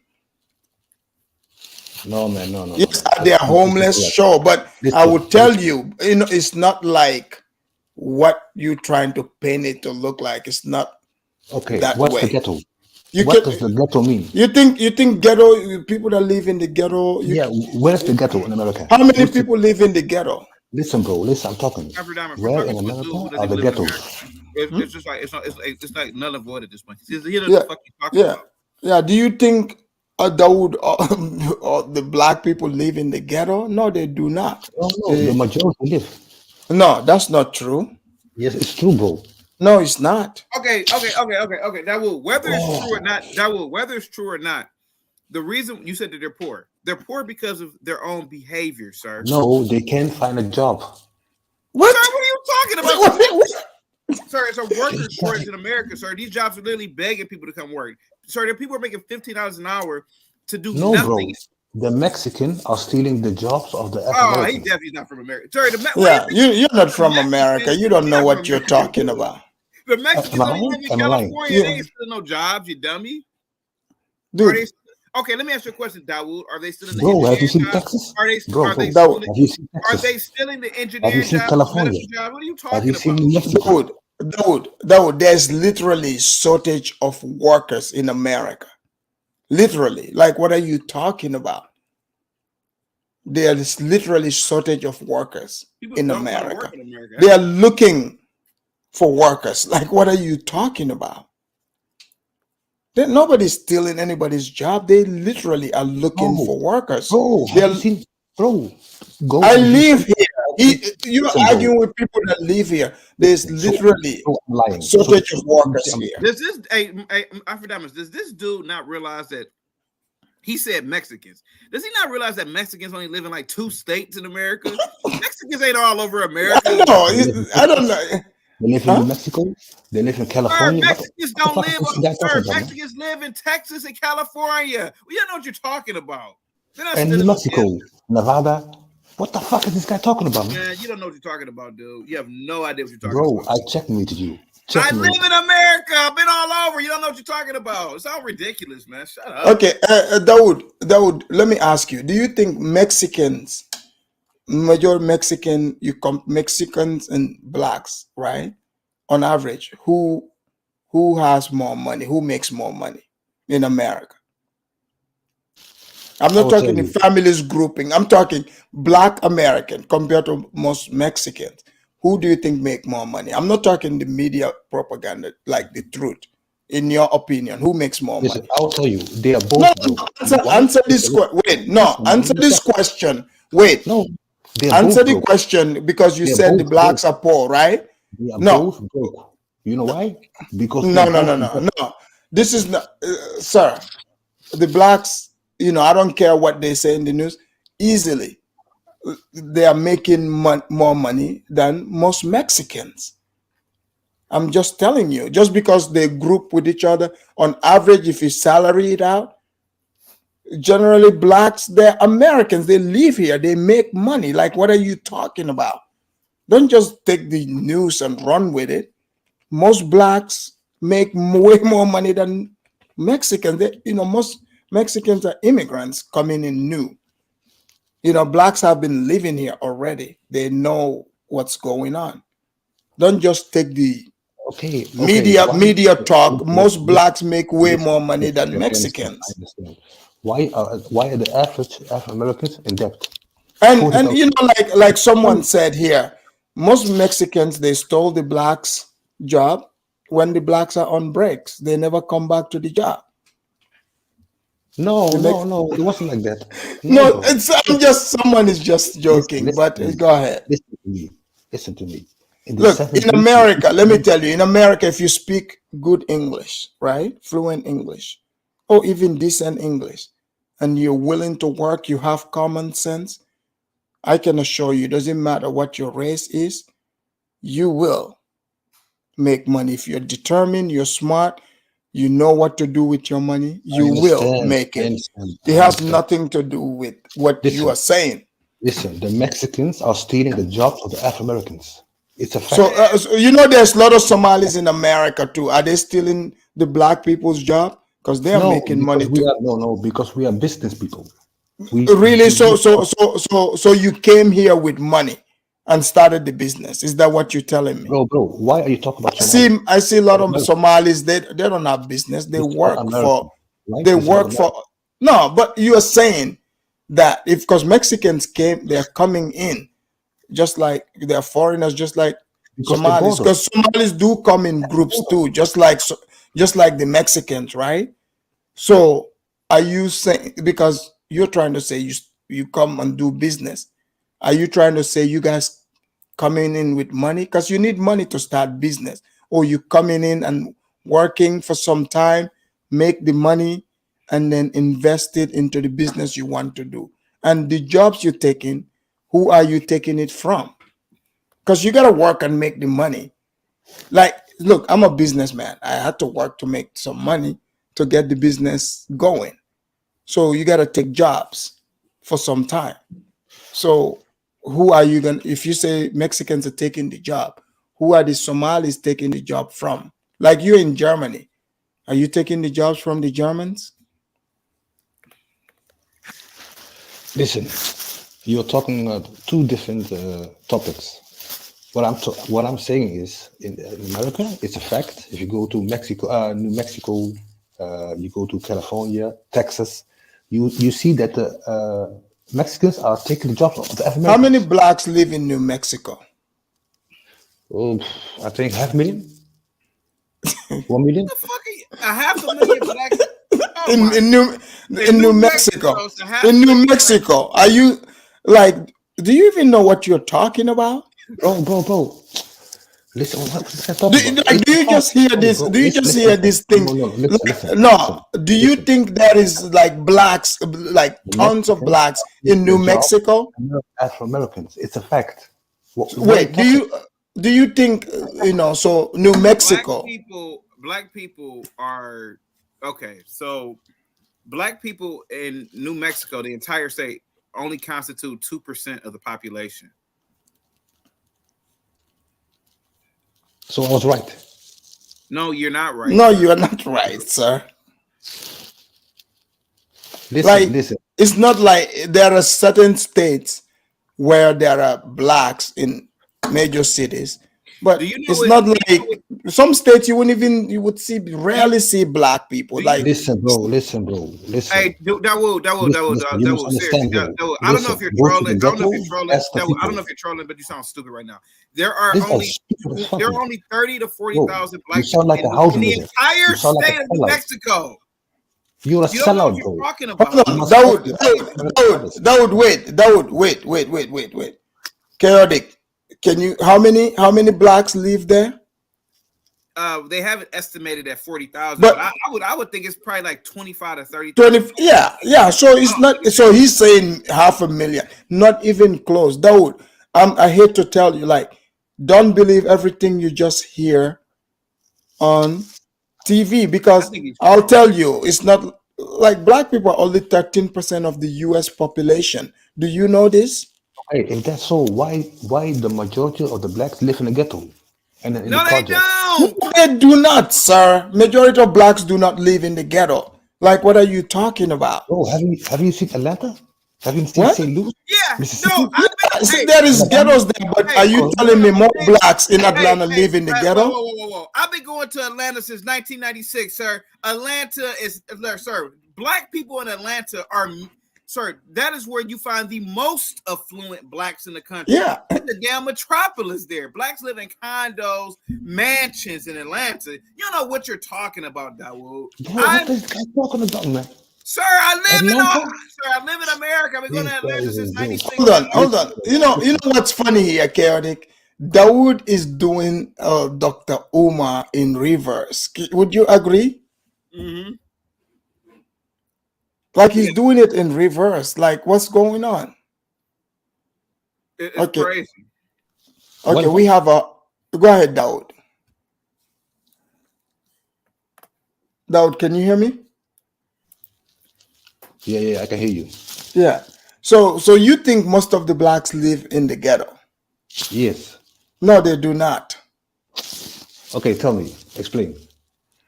Because I live in America, I'm just telling you, most blacks do not live. Have you seen Chicago? What? Have you seen Chicago? I've been to Chicago. Have you seen Maryland? I've been to Chicago, more than, Okay. Sir, Yes. sir. Philadelphia. Okay. Have you seen St. Louis? Okay. That Have you seen what does New that have? Orleans? Bro, I Sir, just they told live you. in the ghetto. If blacks live in the ghetto, sir, it is because they choose to live there. It's because they didn't work hard enough in No, life go to to New not Orleans. live there. Nobody's forcing them to live there. Sir, I live in America. You have no idea what you're talking about. You dirty Somali. Hey, what's up, guys?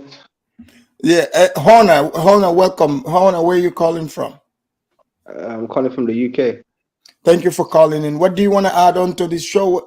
About the conversation here. I was listening for a little bit, not a long time, just like 5 minutes, and Oh, I so just you missed out on a lot of it. But okay, we'll hear you out. What do you want to add? I just want to add that I've been to America, and most of the blacks do not live in the ghetto. And I'm Somali myself. They live everywhere. And America is wherever you can afford. So it's about $1. If you can afford to live in LA, you live in LA. If you can afford to live in the ghetto. So it's all about personal things and circumstances. I think that Udi's just talking out of movies and what he sees on TV. Dawood, you hear that? Bro, wait. Have you seen New Orleans? I like to Have you say seen that Dawood does not speak Have for you all seen Somalis. Philadelphia? People need to understand Have you that seen everyone speaks as an individual. When Dawood speaks, he does not speak for all Somalis. Thank you. No, I speak for myself. I speak for all the Somalis. You don't, brother. You're an individual. You're not a president. You're not elected by nobody. So please talk for yourself, Akhi. No, bro, I'm a proud Somali.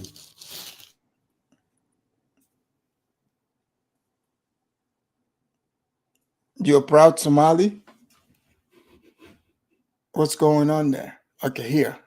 The $139 billion owner of Amazon has just issued a statement a few days ago. They're not removing the DVD. Oh no, that wasn't Jeff Bezos. That was the other. That was the current CEO of Amazon. Okay, Yeah. but just You guys see how quickly Charlemagne just spring out to defend Jeff Bezos? He's defending his job.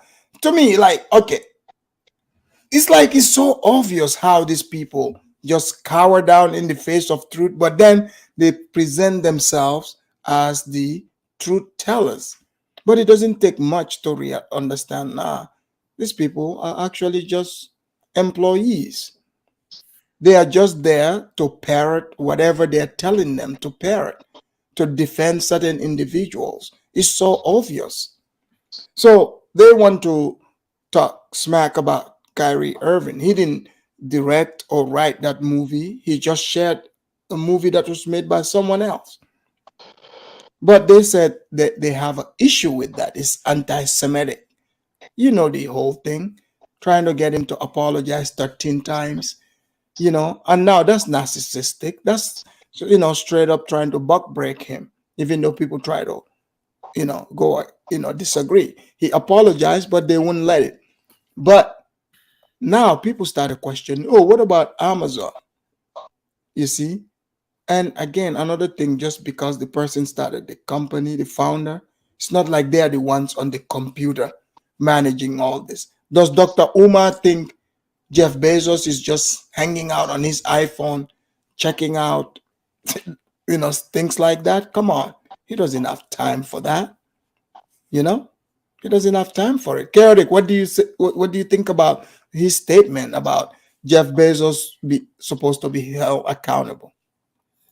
I'm off fault. I was looking at something else, man. But he said, he said Jeff Bezos should be held accountable for what now? I'm sorry. Go ahead. Because he said they made Kyrie Irving apologize, but the movie's been sold on Amazon's platform. Yeah. Here goes my thing.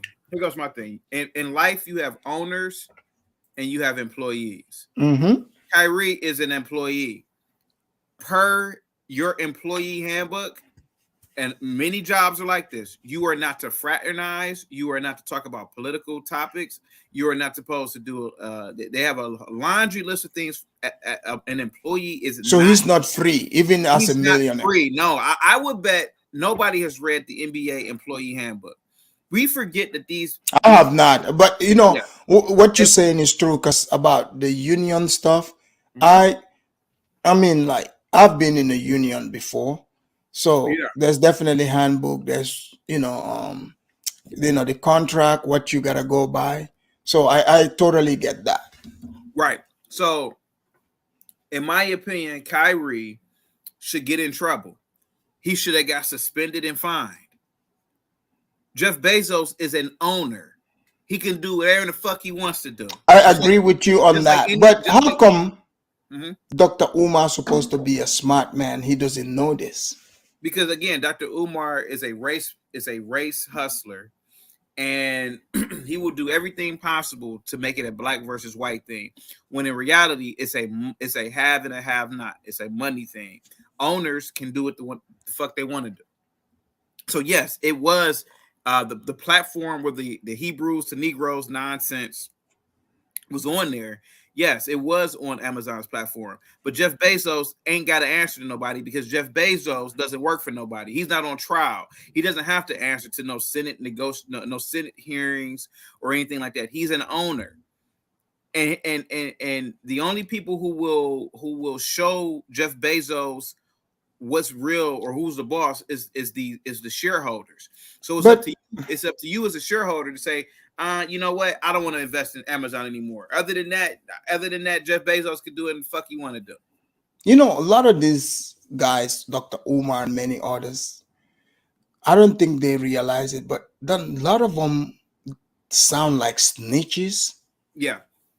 You know, it's like, oh, hey, what about Jeff Bezos? Have you forgot that America, you know, it's about freedom of speech, freedom of speech. Because Kyrie Irving, like you put it well, he's an employee, right? Yeah, his employer smacks him for something. And the nigga was on the clock during I don't know if you noticed Afridamus, but after the game, you are contracted to speak to the press. Media, yes. So the media. So you are on the clock.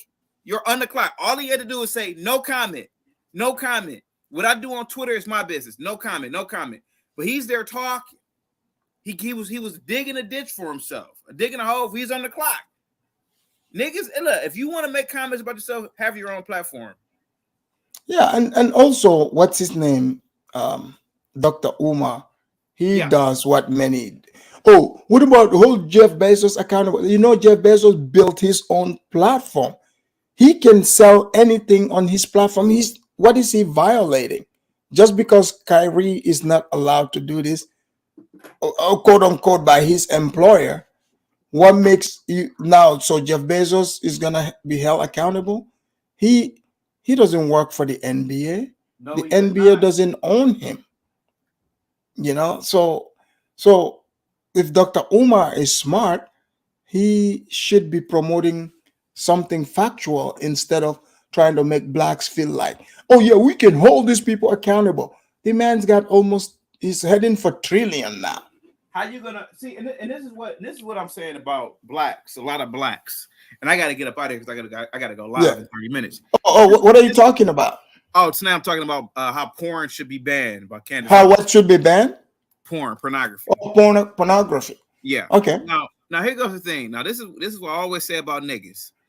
And my younger brother has always said this, says blacks live in a different reality than everybody else on the planet. Now here goes this nigga, Dr. Umar. He talking about holding Jeff Bezos accountable. Jeff Bezos, who has a $1 trillion company, who employs damn near 250,000 U.S. citizens, people around the world.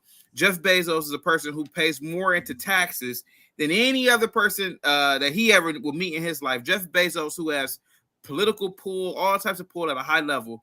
He's talking about holding him accountable. Dr. Umar ain't hired. Dr. Umar would never, ever, ever hire 250,000 human beings ever in his damn life. Jeff Bezos puts money on the table, food on the table. He pays for mortgages of these people's homes. This man is a real mover and shaker. And he's asking for Dr. Umar is looking for GoFundMe and donations. Get the fuck out of here. Yeah, he's looking for donations. Guys, please make sure you hit the cash app while you're at it. Thank you, Chaotic. Have a good one, Dawood. You too. Thanks for coming. Guys, that was Chaotic. All right. Dawood, what do you want to say onto that? Dawood, are you there? All right. Horner, you want to say anything? Okay. Let's hear Dr. Umar. Bezos is still the owner, isn't he? He's got a percentage in it, but it was the current. The person who made that statement was the current CEO of Okay, Amazon. current CEO, Jeff Bezos, whoever. Amazon is not pulling a DVD. They have not been accused of being anti-Semitic. They have not been accused of being racist. They have not been accused of being a hate monger of any other people. So if Kyrie can be accused of all that for sharing a video that he was not in, how is it that Amazon gets none of the smoke when they said they're not going to pull the They've been video? getting smoke. They've been getting smoke. Jonathan Black was up. Jonathan Greenblatt was here Okay. yesterday, and I asked him that same. Guys, let me tell you, these guys are running interference. Okay? The Breakfast Club, I mean, listen to the way these people talk. It's pathetic. So that Jonathan Greenblatt is the head from the ADL. They came to run their propaganda on black people on the Breakfast Club, and these people are promoting it. Because think about it. They are sitting here, they are trying to lecture to you what you should or shouldn't say, how you should feel about things. You notice everything about them is like it's supposed to be more important than everyone else. Even the organization, the way it was formed, go read about it, what prompted it, the history of it. So this Jonathan Greenblatt, whatever, the leader of the ADL, I listened to the interview, and the fact of the matter is, guys, you have to remember this. When you're listening to people tell you, like from these organizations, they want to talk about how this thing came about, where they want to control how people think. Don't only listen to what they are saying. Listen to what they are not telling you. Things that they are leaving out. Like if they say, oh, such and such thing happened to this individual because of X, Y, and Z. But they are not telling you the name of the person. How come they're not telling you the name? Because they don't want you to go look it up. Because if you look it up, you'll be able to tie the history to what actually happened. These people is supposed to be anti-defamation, right? They say they fight for rights. Go look it up. The person that they say prompted this to happen, they themselves, if you look at it, they would be considered in the terms of how they describe things. They'll be considered anti-black because they built it off of that, off of the back of some poor, it was like, I can't use the word, but let's put it this way. Creating an organization based solely on someone who committed a criminal act, and since then, they use that to throw a black person under the bus. A crime happened, pin it on a black person to try to say the person that they are defending was innocent. An organization was born out of that. And now you guys are bringing those people to quote-unquote popular urban black radio to brainwash black people to swallow poison, because that's what this is. You are being convinced, to believe that a certain group of people are hurt, they are being targeted, and you as a person, you should care about this. And if you don't, that makes you a hater. That's what's been promoted. That's what I hear. And Charlemagne and his co-host, it's very obvious. You guys see, these people are bootlegs. There's nothing worse than being hired to be a mouthpiece of propaganda for a group, or nothing worse than that. Because at some point, it just shows, because they are going to want you to push certain things. And you can tell you don't want to do it, but the paycheck makes you do it. You can tell from the tone of voice, the language. It eats at your spirit. I mean, look at these guys. They are like little children. Their spirit is not even that upbeat because they know deep down, you know, they are promoting some BS. They know they are selling out. The worst sellouts are the people that, you know, mislead a group of people. Those are the worst kind of people. And the Breakfast Club does this every day, every single day. What'd he I say? said, and he said they have been giving him the smoke. What's the smoke they gave They him? wrote him letters, the same thing they did. They to wrote him a everybody letter. else. But they tried to destroy Kyrie's career, not no damn letter. But they also said that it's illegal in what state? In Germany. In Germany, that's a country. In Germany, the country to actually have that. I guess so in Germany. because of the denazification of Germany. I forgot how he worded it. I think he was saying that the Like Lynn said here, she said Dr. Umar is an open racist. I don't know why they give him a platform. Lynn, you got a point there. That's why in one of his statements, Dr. Umar said in this interview, he's like, oh, I don't hate white people, blah, blah. Why do you have to qualify that? Like, yeah, you can say it, but the things you say and you openly just attacking, you know, and if the favor is returned, he's going to cry foul. But yeah, he seems to show and act exactly the way that he describes other people whom he claims their behavior is quote unquote racist. So his words and what he projects to be his belief system definitely does qualify him to be one.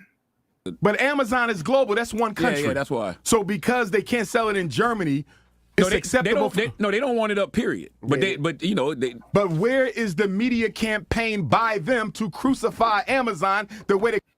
Guys, I just want to give you a taste. You are going to have to finish this on your own, this interview, because I'm telling you, it's getting to a stupid territory zone, and I truly don't plan on burning any brain cells on what Dr. Umar is going to try to be elaborating on, but I'll definitely let you go watch this on your own time if you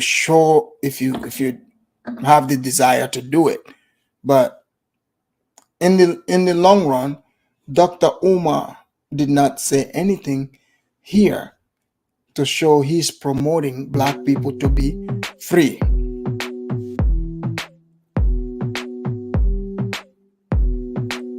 Sorry, guys. Yeah, he's not really showing anything to prove that he is about that action to try to build his own facility. Because if you look at it, even in school, everything he's doing is begging. So I don't want to waste any more time on this interview. I want to wrap it up here, and I want to bring in a different show on the Dr. Umar. In fact, Dr. Umar issued a statement apologizing to Liberia. He wants to move the Pan-African headquarters to Liberia. I'm going to do a show on that another time. But ladies and gentlemen, thank you for watching. You know, as usual, I'm your host, Afridamus. Please make sure you like and subscribe to the channel if you're new here.